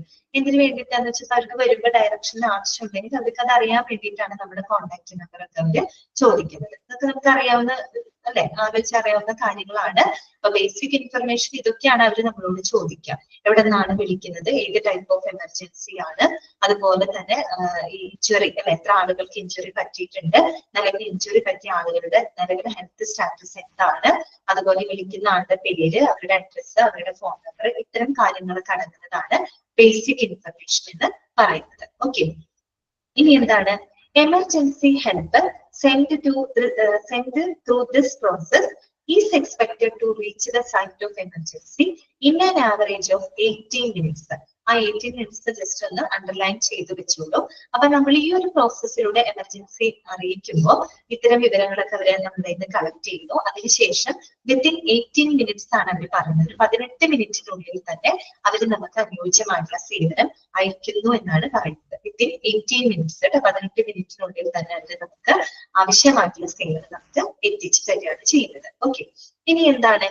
Pre hospital care will be given to the patients who are transported to the nearest hospital. The service is generally free to patients. അതായത് ഇപ്പൊ നിയറസ്റ്റ് ഹോസ്പിറ്റലിലേക്ക് കൊണ്ടുപോകുന്ന പേഷ്യൻസ് ആണെങ്കിൽ അവർക്ക് പ്രീ ഹോസ്പിറ്റൽ കെയർ, അതായത് ഒരു എന്താ പറയുക പ്രീ കെയർ അവർക്ക് കൊടുക്കും. അതും ഫ്രീ ഓഫ് ചാർജിലാണ് കൊടുക്കുന്നത്. പൂർണ്ണമായിട്ടും സൗജന്യമായിട്ടാണ് പേഷ്യൻസിന് കൊടുക്കുക. അടുത്തുള്ളൊരു ഹോസ്പിറ്റൽ ആണെങ്കിൽ അവിടെ എത്തുന്നത് വരെയുള്ള ഒരു കെയറിങ് മാത്രമേ അവർക്ക് ആവശ്യമുള്ളൂ. അപ്പൊ നിയറസ്റ്റ് ഹോസ്പിറ്റലിലേക്ക് കൊണ്ടുപോകുന്ന രോഗികളാണെങ്കിൽ അവർക്ക് എന്താണ് ഫ്രീ കെയർ കൊടുക്കും എന്നാണ് പറയുന്നത്. അതിന് വേറെ ചാർജ് ഒന്നും ഈടാക്കുന്നില്ല. ഫ്രീ ആയിട്ടുള്ള കെയറിങ് അവര് കൊടുക്കും. കാര്യം ആ ഒരു ഹോസ്പിറ്റൽ തൊട്ടടുത്താണ്, അവിടെ എത്തുന്ന വരെയുള്ള ഒരു കെയറിങ് മാത്രമല്ലേ, അതൊരു സൗജന്യമായിട്ട് തന്നെയാണ് പേഷ്യൻസിന് പ്രൊവൈഡ് ചെയ്യുന്നത്. ഓക്കെ, ഇനി നോക്കാം. 108 is generally by the EMRI. EMRIയുടെ ഫുൾ ഫോം പഠിച്ചു വെക്കാം കേട്ടോ.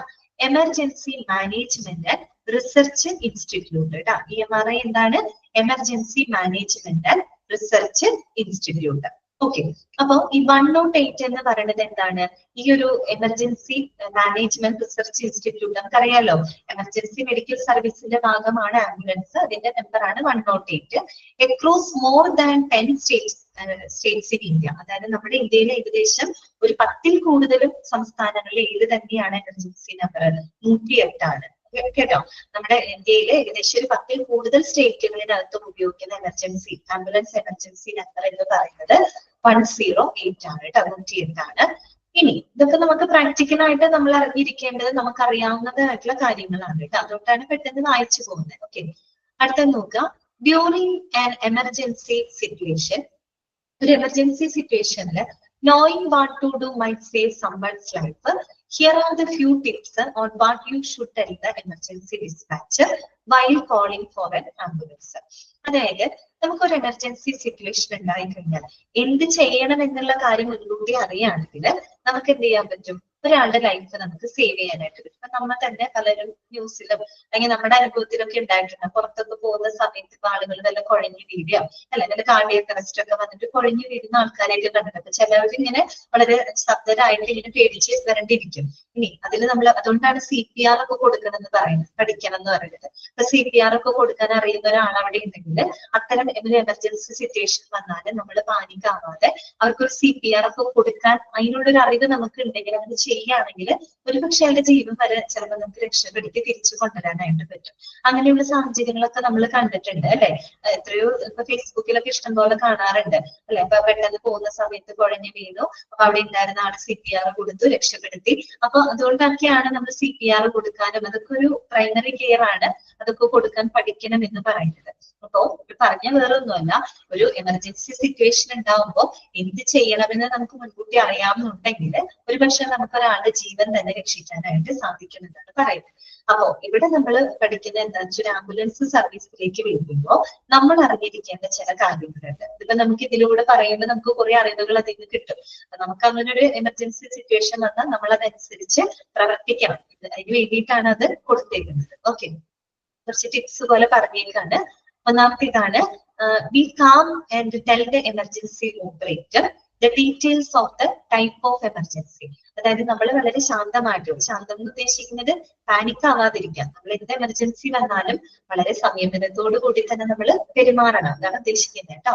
ബി കാം അതായത് വളരെ ശാന്തമായിട്ട് തന്നെ നമ്മൾ എമർജൻസി ഓപ്പറേറ്ററിനെ വിളിച്ചിട്ട് ഏത് തരത്തിലുള്ള എമർജൻസി ആണ് എന്നുള്ളതിന്റെ വിശദാംശങ്ങൾ അവരെ കൃത്യമായിട്ട് നമ്മൾ അറിയിക്കാം. ഓക്കെ, ഇതാണ് നമുക്കിത് പറഞ്ഞു തരുന്നതാണ്.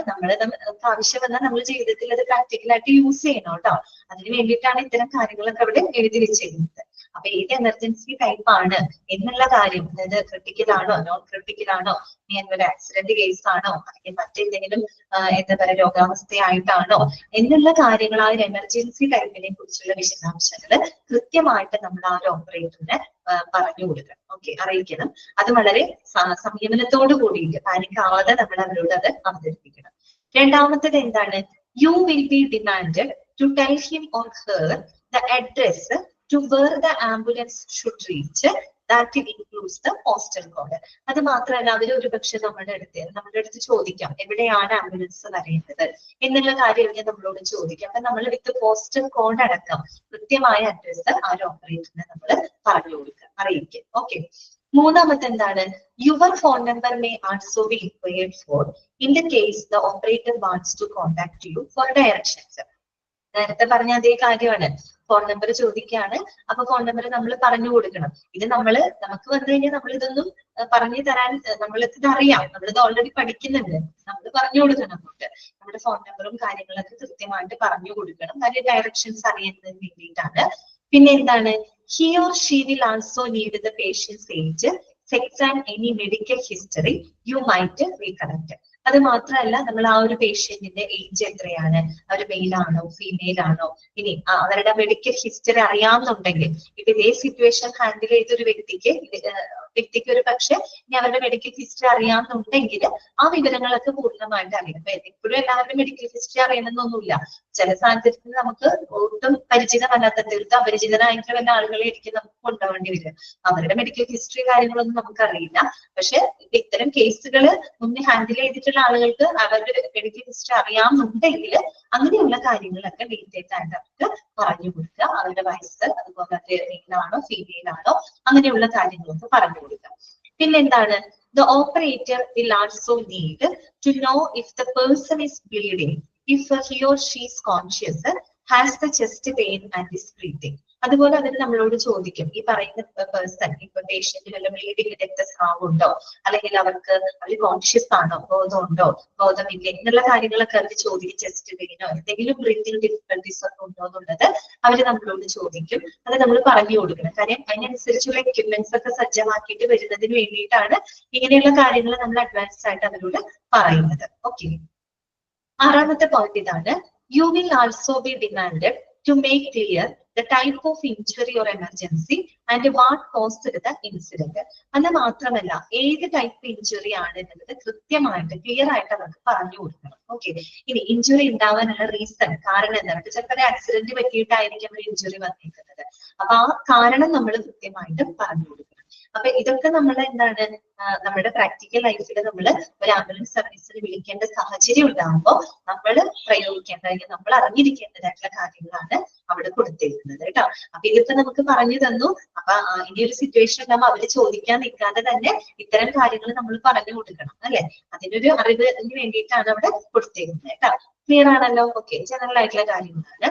ഇനി നമുക്ക് പഠിക്കാനുള്ള കുറച്ച് ഇമ്പോർട്ടന്റ് പോയിന്റുകളാണ് കേട്ടോ. ഇവിടെ സ്കിപ്പ് ചെയ്തിട്ട് ഇത് വളരെ ഇമ്പോർട്ടന്റ് ആണ്, അത് കൃത്യമായിട്ട് തന്നെ പഠിച്ചു വെക്കാം. ഇനി നമ്മൾ പഠിക്കാൻ പോകുന്നത് ആംബുലൻസിന്റെ ക്രൂവിംഗ് ആണ് കേട്ടോ. ക്രൂവിംഗ് ആണ്, അതായത് ആംബുലൻസിൽ വരുന്ന ക്രൂ മെമ്പേഴ്സിനെ കുറിച്ചും അവരുടെ യോഗ്യതകൾ എന്തൊക്കെയാണ്, അവരുടെ ഡ്യൂട്ടീസ് ആൻഡ് റെസ്പോൺസിബിലിറ്റീസ് എന്തൊക്കെയാണെന്നാണ് ഇത് നമ്മൾ കാണാനായിട്ട് പോകുന്നത്. ഓക്കെ, അപ്പൊ കുറെ ഒരു 10ഓളം പേരുടെ നമ്മൾ പഠിക്കുന്നുണ്ട്. ആ 10ഉം വളരെ ഇമ്പോർട്ടന്റ് ആണ്. ഓരോന്നും പഠിക്കുമ്പോഴും ആ ഒരു പോയിന്റുകൾ നിങ്ങൾ കൃത്യമായിട്ട് മനസ്സിലാക്കി നിങ്ങൾ മനസ്സിൽ കുറിച്ച് വെക്കുക കേട്ടോ. എന്നിട്ട് പഠിക്കുമ്പോൾ അത് ശ്രദ്ധിച്ച് പഠിക്കുക. കാരണം എല്ലാം വായിക്കുമ്പോൾ ഏകദേശം നമുക്ക് ഒരുപോലെയൊക്കെ ഫീൽ ചെയ്യും. അങ്ങോട്ടും ഇങ്ങോട്ടൊക്കെ മാറിപ്പോകാനുള്ള സാധ്യതയുണ്ട് ചിലത്. അപ്പൊ അതുകൊണ്ടാണ് ഇതൊന്നും ശ്രദ്ധിക്കാൻ പറഞ്ഞത് കേട്ടോ. അപ്പൊ നോക്കുക, there are different levels of qualification that the ambulance crew may hold, from holding the formal qualifications to having a fully qualified doctor on board. Most ambulance service എന്താണ് പറഞ്ഞത്, അതായത് ആംബുലൻസിന്റെ ക്രൂ മെമ്പേഴ്സ് എന്ന് പറഞ്ഞാല് ഏറ്റവും ഫോർമൽ ക്വാളിഫിക്കേഷൻ ഉള്ള ആള് തൊട്ട് fully qualified ആയിട്ടുള്ള ഡോക്ടർമാര് വരെ ഇതിനകത്ത് ഉണ്ടായിരിക്കും, ആംബുലൻസ് ക്രൂ മെമ്പേഴ്സിനകത്ത് ഉണ്ടായിരിക്കും എന്നാണ് പറയുന്നത്. ഓക്കെ, ഇനി എന്താണ്, most ambulance services require at least 2 crew members to be on every ambulance, 1 to driver and 1 to attend the patient. Common ambulance crew qualifications ആണ്. അപ്പോ ഇത്രയും പേരൊക്കെ ഉണ്ടാവും, എങ്കിൽ കൂടി ഒരു ആംബുലൻസിൽ മിനിമം എത്ര പേരുണ്ടായിരിക്കണം, 2 ക്രൂ മെമ്പേഴ്സ് എന്തായാലും ഉണ്ടായിരിക്കണം. ഒരാള് നമുക്കറിയാലോ, ഒരാൾ ആരായിരിക്കും, ഡ്രൈവർ ആയിരിക്കും അല്ലെ, വാഹനം ഓടിക്കാനായിട്ട് ഒരു ഡ്രൈവർ ഉണ്ടായിരിക്കും, പിന്നെ പേഷ്യന്റിനെ അറ്റൻഡ് ചെയ്യാനുള്ള ഒരു വ്യക്തി ഉണ്ടായിരിക്കും. അപ്പൊ അറ്റ്ലീസ്റ്റ് ഒരു 2 ക്രൂ മെമ്പേഴ്സ് എങ്കിലും ഏതൊരു ആംബുലൻസിനകത്തും ഉണ്ടായിരിക്കണം. ഇനി നമ്മൾ വിശദമായിട്ട് പഠിക്കാൻ പോവുകയാണ് ആംബുലൻസിൽ വരുന്ന ക്രൂ മെമ്പേഴ്സ് ആരൊക്കെയാണ്, അവരുടെ ഡ്യൂട്ടീസ് ആൻഡ് റെസ്പോൺസിബിലിറ്റീസ്, ക്വാളിഫിക്കേഷൻ എന്തൊക്കെയാണെന്നാണ് കാണാനായിട്ട് പോകുന്നത്. ഓക്കെ, അപ്പൊ ആദ്യത്തെ ആള് തന്നെ എന്തായിക്കോട്ടെ, ഫസ്റ്റ് ആള് തന്നെ ആയിക്കോട്ടെ ഫസ്റ്റ് റെസ്പോണ്ടറെ കുറിച്ച് നമ്മൾ ഈ ഒരു ചാപ്റ്റർ തുടങ്ങുന്ന സമയത്ത് ജസ്റ്റ് ഒന്ന് പറഞ്ഞു പോയിട്ടുണ്ട്. ഫസ്റ്റ് റെസ്പോണ്ടർ ആരാണെന്ന് ഓർമ്മയുണ്ടോ നിങ്ങൾക്ക്? അതായത് ആ ഒരു എമർജൻസി സീനിലോട്ട് ആദ്യം എത്തുന്ന വ്യക്തി ഫസ്റ്റ് റെസ്പോണ്ടർ ആണ്, ഫസ്റ്റ് എന്നാണ് ആദ്യം വന്നേക്കുന്നത് അല്ലെ. എന്ന് പറഞ്ഞാൽ ആ ഒരു എമർജൻസി സിറ്റുവേഷനിലേക്ക് ആദ്യം എത്തുന്ന ആളെയാണ് ഫസ്റ്റ് റെസ്പോണ്ടർ എന്ന് നമ്മൾ പറയുന്നത്. അപ്പോൾ ഈ ഫസ്റ്റ് റെസ്പോണ്ടർ എന്ന് പറയുമ്പോൾ അതൊരു മെഡിക്കൽ പ്രൊഫഷണൽ ആവണമെന്ന് നിർബന്ധമൊന്നുമില്ല. അതിപ്പോ ആര് വേണമെങ്കിലും ആവാം. ഓക്കെ, അതന്നെ ഫസ്റ്റ്, അതന്നെ കറക്റ്റ് ആണ്. ആദ്യം പബ്ലിക് ആവാം, അതിനകത്ത് പറയുന്നുണ്ട്, അതായത് വഴിയാത്രക്കാരാവാം. പക്ഷെ എങ്കിൽ കൂടിയും എന്താണ്, അവർക്കൊരു പ്രൈമറി കെയർ കൊടുക്കാനായിട്ടുള്ള ഒരു എന്താ പറയാ പ്രൊഫഷ്യൻസി ഉള്ള ആളുകളായിരിക്കണം. അതാണ് അവിടെ പ്രധാനപ്പെട്ടത്. അതായത് ഒരു ആക്സിഡന്റ് നടക്കുമ്പോൾ എത്തുന്ന ആൾക്ക് ഒന്നും ചെയ്യാൻ അറിവില്ലാത്ത ആളാണെങ്കിൽ നമുക്ക് അവരെ ഫസ്റ്റ് റെസ്പോണ്ടർ എന്ന് പറയാനായിട്ട് പറ്റില്ല. മനസ്സിലായോ? എമർജൻസി സിറ്റുവേഷനിലോട്ട് ആദ്യം എത്തുന്ന വ്യക്തിയാണ്. പക്ഷെ ആ വ്യക്തിക്ക് എന്ന് പറഞ്ഞു കഴിഞ്ഞാൽ ഒരു പ്രൈമറി കെയർ കൊടുക്കാനുള്ള ഒരു പ്രൊഫഷ്യൻസി, ഒരു പ്രാവീണ്യം, ഒരു കഴിവ് അവർക്ക് ഉണ്ടായിരിക്കണം. അതിപ്പോ ഒരു മെഡിക്കൽ പ്രൊഫഷണൽ ആവണമെന്ന് തന്നെ യാതൊരു നിർബന്ധവുമില്ല. ഇപ്പൊ പറഞ്ഞ പോലെ ഒരു വഴിയാത്രക്കാരാവാം അല്ലെ, പക്ഷെ അതുപോലെ തന്നെ പോലീസ് ഓഫീസർമാരാവാം, അല്ലെങ്കിൽ ഇപ്പൊ ഒരു ഫയർ ഫൈറ്റേഴ്സ് ആയിരിക്കാം. ഇപ്പൊ അക്വാട്ടിക് വെള്ളത്തിലൊക്കെ എന്തെങ്കിലും ഇതുപോലെ എമർജൻസി ഒക്കെ വരികയാണെങ്കിൽ ലൈഫ് ഗാർഡുകളായിരിക്കാം അവിടുത്തെ ഫസ്റ്റ് റെസ്പോണ്ടർ എന്ന് പറയുന്നത്. എങ്ങനെയാണെങ്കിലും എന്താണ്, അവർക്കൊരു പ്രൈമറി കെയർ, പ്രാഥമിക പരിചരണം കൊടുക്കാനുള്ള ഒരു പ്രൊഫഷ്യൻസി അവർക്ക് ഉണ്ടായിരിക്കണം, അല്ലെങ്കിൽ അതിനുള്ളൊരു പരിശീലനം അവര് നേടിയിരിക്കണം. അങ്ങനെ ആ ഒരു എമർജൻസി സീനിലോട്ട് ആദ്യം എത്തുന്ന വ്യക്തിയെയാണ് നമ്മൾ ഫസ്റ്റ് റെസ്പോണ്ടർ എന്ന് പറയുന്നത്. ഓക്കെ ആണല്ലോ? അത് തന്നെയാണ് അവിടെ എഴുതി വെച്ചിരിക്കുന്നത് കേട്ടോ. അപ്പൊ ജസ്റ്റ് വായിക്കാം. എ പേഴ്സൺ, അണ്ടർലൈൻ ചെയ്യാം കേട്ടോ, ആരാണ് ഫസ്റ്റ് റെസ്പോണ്ടർ എന്നാണ് പറയുന്നത്. A person who reaches first at the scene of an incident or emergency, അല്ലെ, and whose job is to give early critical care. അതൊന്ന് അണ്ടർലൈൻ ചെയ്യാം. എന്താണ് ഏർലി ക്രിട്ടിക്കൽ കെയർ ആണ്. വെറും ഏർലി കെയർ എന്നല്ല പറഞ്ഞത്, ഏർലി ക്രിട്ടിക്കൽ കെയർ ആണ്. അതായത് ഏറ്റവും പ്രാഥമികമായിട്ട് അർജന്റ് ആയിട്ടുള്ളൊരു എന്താ പറയാ ക്രിട്ടിക്കൽ കെയർ കൊടുക്കാനായിട്ട് എഫിഷ്യന്റ് ആയിട്ടുള്ള ആളുകൾ, ആ ഒരു എമർജൻസി സിറ്റുവേഷനിൽ ആദ്യം എത്തുന്ന ഒരു ഏർലി ക്രിട്ടിക്കൽ കെയർ കൊടുക്കാനായിട്ട് കഴിവുള്ള ആ ഒരു വ്യക്തിനെയാണ് നമ്മൾ ഫസ്റ്റ് റെസ്പോണ്ടർ എന്ന് ഉദ്ദേശിക്കുന്നത്. ഇവിടെ പറഞ്ഞല്ലോ ഏർലി ക്രിട്ടിക്കൽ കെയർ. എന്തൊക്കെയാണ് ഏർലി ക്രിട്ടിക്കൽ കെയറിനകത്ത് വരുന്നത്? Such as cardio pulmonary resuscitation അഥവാ CPR. പഠിച്ചു വെക്കുന്നോട്ടാ. CPRന്റെ ഫുൾ ഫോം ആണ് എന്താണ്? Cardio pulmonary resuscitation. എന്താണ്? Cardio pulmonary resuscitation. കണ്ടിട്ടില്ലേ? ഹൃദയാഘാതമൊക്കെ വരുന്ന ആളുകള് പെട്ടെന്ന് കുഴഞ്ഞൊക്കെ വീഴുമ്പോൾ നമ്മൾ അതിനെ നിവർത്തിക്കെടുത്തിട്ട് നമ്മൾ എന്ത് ചെയ്യും? ആ നെഞ്ചിന്റെ ഭാഗത്ത് നമ്മൾ ഈ വലത്തെ കൈ വെച്ച് അതിന്റെ മുകളിൽ ഇടത്തെ കൈ വെച്ച് നമ്മൾ ഭയങ്കരമായിട്ട് അവരെ പുഷ് ചെയ്യും അല്ലെ. അങ്ങനെ പുഷ് ചെയ്ത് അവർക്ക് കൃത്രിമ ശ്വാസമൊക്കെ പ്രെസ് ചെയ്തിട്ട് കൃത്രിമ ശ്വാസമൊക്കെ കൊടുക്കുന്നത്. അതിന് അവരുടെ ആ ഒരു ഹാർട്ടിന് റീസ്റ്റാർട്ട് ചെയ്യാനൊക്കെ നമുക്ക് പറ്റും. അവരുടെ ജീവൻ തന്നെ നമുക്ക് രക്ഷപ്പെടുത്താനായിട്ട് പറ്റും. അതൊരു ഏർലി ക്രിട്ടിക്കൽ കെയർ ആണ്, അഡ്വാൻസ്ഡ് കെയർ അല്ല, പക്ഷെ ഒരു പ്രൈമറി കെയർ ആണ്. ചിലപ്പോൾ അതില് അവർക്ക് റിക്കവർ ചെയ്ത് വരാനായിട്ട് പറ്റും, എത്രയും പെട്ടെന്ന് അവരെ ഹോസ്പിറ്റലിൽ എത്തിക്കാൻ വേണ്ടിയിട്ട്. അപ്പൊ അത്തരത്തില് CPR, അതായത് അതിന്റെ CPRന്റെ ഫുൾ ഫോം പഠിക്കണം കേട്ടോ. കാർഡിയോ പൾമണറി റീസസിറ്റേഷൻ കേട്ടോ. അടുത്തത് എന്താണ്? ഓർ അപ്ലൈങ് ആണ് ഓട്ടോമേറ്റഡ് എക്സ്റ്റേണൽ ഡീഫൈബ്രിലേറ്റർ അഥവാ AED. അത് നമ്മൾ പഠിച്ചതാണ് അല്ലെ. ഓട്ടോമേറ്റഡ് എക്സ്റ്റേണൽ ഡീഫൈബ്രിലേറ്റർ എന്തിനു വേണ്ടിയിട്ടാണ്? ഹാർട്ട് റീസ്റ്റാർട്ട് ചെയ്യുന്നതിന് വേണ്ടിയിട്ട് സഹായിക്കുന്ന ഒരു എക്യുപ്മെന്റ് ആണ് കേട്ടോ ഡീഫൈബ്രിലേറ്റർ. അതെന്ന് വെച്ചാൽ ഒരു ഇലക്ട്രിക് പൾസ് കൊടുക്കുകയാണ്. ഒരു ഇലക്ട്രിക് പൾസ് നമ്മൾ ഹാർട്ടിലേക്ക് കൊടുക്കുമ്പോൾ ആ ഒരു പൾസും ആ ഒരു ഇലക്ട്രിക് പൾസിൽ ഹാർട്ട് റീസ്റ്റാർട്ട് ചെയ്ത് വരും. അതിന്റെ സ്പന്ദനം തിരിച്ച് വരാൻ, ആ ബീറ്റ് കറക്റ്റ് ആക്കിയിട്ട് കൊണ്ടുവരാനായിട്ട് സാധിക്കും. അപ്പൊ അതിലൂടെ അയാളെ നമുക്ക് ജീവൻ രക്ഷിക്കാൻ പറ്റും. അപ്പൊ അത്തരത്തില് ഈ പറയുന്ന CPR അല്ലെങ്കിൽ AED പോലുള്ള ഡീഫൈബ്രിലേറ്റർ, അത്തരം ഏർലി ക്രിട്ടിക്കൽ കെയർ ഒക്കെ കൊടുക്കുക എന്നുള്ളതാണ് ഫസ്റ്റ് റെസ്പോണ്ടറിന്റെ പ്രധാനപ്പെട്ട ജോലി. ഓക്കെ, അവരുടെ ഉത്തരവാദിത്തം അതാണ് കേട്ടോ. ഇനി നോക്കൂ, first responders may be sent by the ambulance service, may be passers by, or may be dispatched to the scene from other agencies like the police or the fire departments. അങ്ങനെ നമ്മൾ പറഞ്ഞു first responders എന്ന് പറഞ്ഞാൽ ഒരുപക്ഷെ ambulance സർവീസിന്റെ ഭാഗമായിട്ടുള്ള ആളുകളായിരിക്കാം. അതല്ലെങ്കിൽ അവര് തന്നെ ആണെന്നില്ലല്ലോ, മെഡിക്കൽ പ്രൊഫഷണൽസ് ആണെന്ന് നിർബന്ധമില്ല. ഒന്നില്ലെങ്കിൽ പാസേഴ്സ് ബൈ, വഴിയാത്രക്കാരായിരിക്കാം, അല്ലെങ്കിൽ എന്താ പറയാ മറ്റേതെങ്കിലും അതർ ഏജൻസി ലൈക്ക് ഇപ്പം പോലീസ് ഓഫീസേഴ്സോ അല്ലെങ്കിൽ ഫയർ ഡിപ്പാർട്ട്മെന്റിൽ വരുന്ന ഫയർ ഫൈറ്റേഴ്സോ ലൈഫ് ഗാർഡുകളോ അങ്ങനെയുള്ളവരൊക്കെ ആരാവാം? ഫസ്റ്റ് റെസ്പോണ്ടേഴ്സ് ആവാം. അവർക്ക് എന്ത് കൊടുക്കാനുള്ള ഒരു കഴിവുണ്ടായിരിക്കണം? ഏർലി ക്രിട്ടിക്കൽ കെയർ കൊടുക്കാനുള്ള ഒരു കഴിവ് അവർക്ക് ഉണ്ടായിരിക്കണം. അവരെയാണ് നമ്മൾ ഫസ്റ്റ് റെസ്പോണ്ടർ എന്ന് പറയുന്നത്. ക്ലിയർ ആയോ പറഞ്ഞത്? എന്താണ് ഫസ്റ്റ് റെസ്പോണ്ടർ? ഓക്കെ ആണല്ല? ക്ലിയർ ആണല്ല? അടുത്തിലോട്ട് പോട്ടെ എന്നാ ഞാൻ പറഞ്ഞേ. എല്ലാവർക്കും അടുത്തൊന്ന് തോന്നുന്നു. ഓക്കെ, രണ്ടാമത്തത് ആംബുലൻസ് ഡ്രൈവർ. കഴിഞ്ഞു, ഇതോടുകൂടി നമ്മുടെ ചാപ്റ്റർ അവസാനിക്കുകയാണ് കേട്ടോ. അപ്പൊ രണ്ടാമത്തെ പോയിന്റ് ഇതാണ്, ആംബുലൻസ് ഡ്രൈവർ. അറിയാലോ, നമുക്കറിയാം എന്താണ് വണ്ടി ഓടിക്കാനുള്ള ആളാണ് അല്ലെ. Okay, some services employ staff without any qualification, ബ്രാക്കറ്റിൽ കൊടുത്തിട്ടുണ്ട്, or just basic first training whose work is to simply drive the vehicle. Okay, അതായത് നമുക്കറിയാം ആംബുലൻസ് ഡ്രൈവർ എന്ന് പറയുന്നത് ചില സേവനങ്ങൾ എന്ന് പറഞ്ഞാല് വലിയ ക്വാളിഫിക്കേഷൻ ഒന്നും ഇല്ലാതെ ജീവനക്കാരെ നിയമിക്കുന്ന ചില സേവനങ്ങളുണ്ട്. അപ്പൊ അത്തരത്തിൽ പെട്ട ഒന്നാണ് എന്ത് ഡ്രൈവർ, ആംബുലൻസ് ഡ്രൈവർ. അദ്ദേഹത്തിന് പറഞ്ഞൊരു ബേസിക് ഫസ്റ്റ് ട്രെയിനിങ് മാത്രമാണ് അദ്ദേഹത്തിന് കൊടുക്കുന്നത് ആംബുലൻസ് ഡ്രൈവർക്ക്. അദ്ദേഹത്തിന്റെ ജോലി എന്താണ്? വണ്ടി ഡ്രൈവ് ചെയ്യാനുള്ളതാണ്. പിന്നെ പറയുന്നുണ്ട് ambulance drivers may also have training in using the radio and knowing where the medical supplies are stored in the ambulance. അപ്പൊ ഈ ആംബുലൻസ് ഡ്രൈവർമാർക്ക് ഈ പറയുന്ന റേഡിയോ യൂസ് ചെയ്യാനുള്ള അറിവുണ്ടായിരിക്കും. റേഡിയോ എന്ന് പറയുമ്പോൾ പാട്ട് കേൾക്കുന്ന റേഡിയോ അല്ല, നമ്മൾ പറഞ്ഞ 2-വേ റേഡിയോ ഓർമ്മയുണ്ടല്ലോ, 2-വേ റേഡിയോ, റേഡിയോ ഡാറ്റ സിസ്റ്റം, അങ്ങനെയുള്ള എക്യുപ്മെന്റ്സ് ഒക്കെ യൂസ് ചെയ്യാനുള്ളൊരു പരിശീലനം, അതിനുള്ളൊരു അറിവ് അവർക്ക് ഉണ്ടായിരിക്കണം. അതോടൊപ്പം തന്നെ എന്താണ്, ഈ ആംബുലൻസിനകത്ത് മെഡിക്കൽ സപ്ലൈസ് എവിടെയൊക്കെയാണ് സൂക്ഷിച്ചിരിക്കുന്നത് എന്നുമുള്ള അറിവ് ആർക്കുണ്ടായിരിക്കണം? ആംബുലൻസ് ഡ്രൈവറിന് ഉണ്ടായിരിക്കണം. അത്രയുള്ള ക്വാളിഫിക്കേഷൻ മതി അവർക്ക്. ഓക്കെ, അല്ലാണ്ട് അഡീഷണൽ ആയിട്ട് വലിയ ക്വാളിഫിക്കേഷന്റെ ആവശ്യം അവർക്ക് വരുന്നില്ല. പക്ഷെ അത്യാവശ്യം 2-വേ റേഡിയോസ് യൂസ് ചെയ്യാനും ഓരോ മെഡിക്കൽ സപ്ലൈസ് ആംബുലൻസിനകത്ത് എവിടെയൊക്കെയാണ് എന്തൊക്കെയാണ് എന്നറിയുന്ന അങ്ങനെയൊക്കെ അവര് അറിഞ്ഞിരിക്കണം. ഓക്കെ, ഇത്രയേ ഉള്ളൂ കേട്ടോ. മൂന്നാമത്തെ ക്രൂ മെമ്പറാണ് നോൺ എമർജൻസി അറ്റൻഡന്റ്. ആരാണ്? Non emergency attendant. എന്താണ് നോൺ, ആ പേരിൽ തന്നെ നമുക്ക് നോൺ എമർജൻസി ആണ് എന്ന് വെച്ചാൽ വലിയ എമർജൻസി കേസ് അല്ല, അങ്ങനെയുള്ളവരെയൊക്കെ അറ്റൻഡ് ചെയ്യുന്ന ആളുകളാണ്, അതല്ല നോൺ എമർജൻസി അറ്റൻഡന്റ്. ഓക്കെ, വായിക്കാം നമുക്ക്.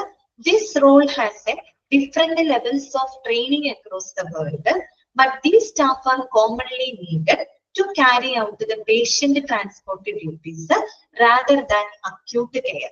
ബ്രാക്കറ്റിൽ കൊടുത്തിട്ടുണ്ട് which can include structure or wheelchair cases. അതായത് ഈ ഒരു നോൺ എമർജൻസി അറ്റൻഡന്റ് എന്ന് പറയുന്ന റോള് ലോകത്തെമ്പാടും പല രീതിയിൽ വ്യത്യസ്ത നിലവാരത്തിലുള്ള പരിശീലനം കൊടുക്കുന്ന ഒരു റോളാണ് നോൺ എമർജൻസി അറ്റൻഡന്റ് എന്ന് പറയുന്നത്. എന്ന് പറഞ്ഞപ്പോൾ ഒരു ഇന്ത്യയിലെ നോൺ എമർജൻസി അറ്റൻഡന്റ് കൊടുക്കുന്ന ഒരു പരിശീലനം ആയിരിക്കില്ല ഒരു ദുബായ് പോലെയുള്ള കൺട്രിയിൽ, അവിടുത്തെ നോൺ എമർജൻസി അറ്റൻഡന്റിനുള്ള ഒരു പരിശീലനം ആയിരിക്കില്ല European കൺട്രികളിൽ.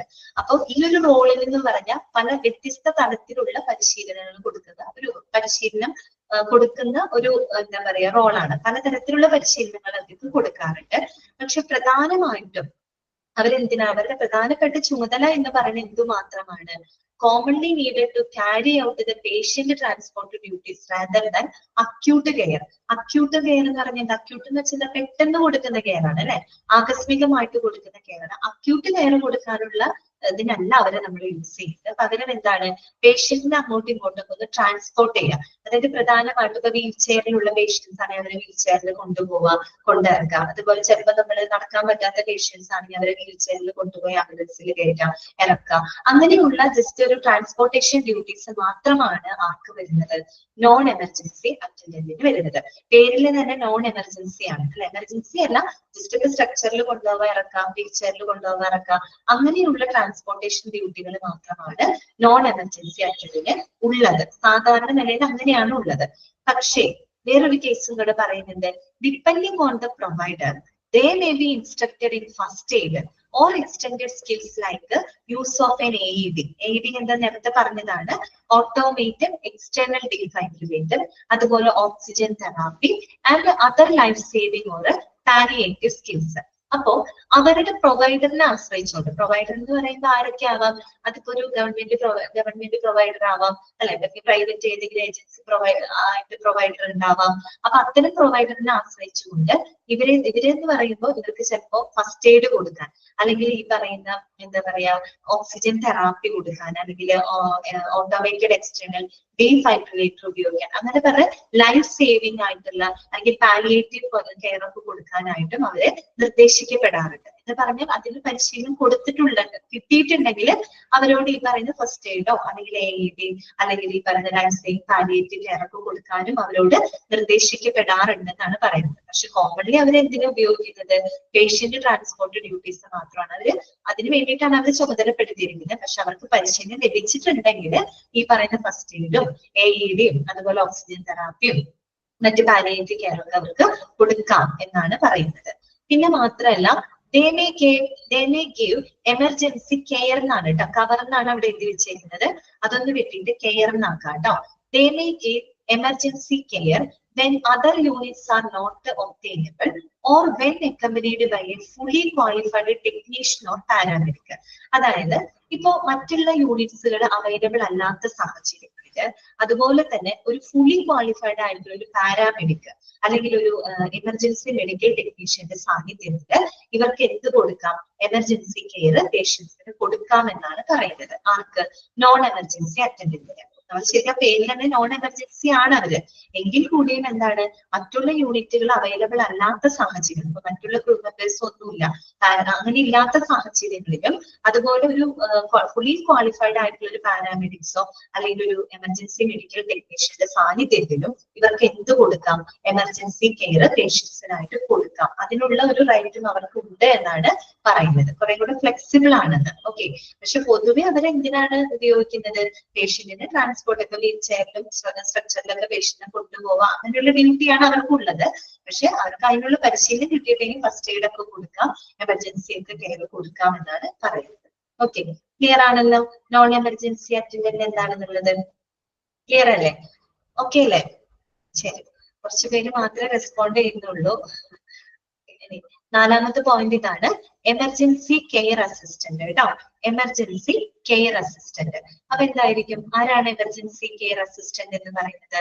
Front line ambulance drivers who arrive at the occurrences in both emergency and non-emergency situations.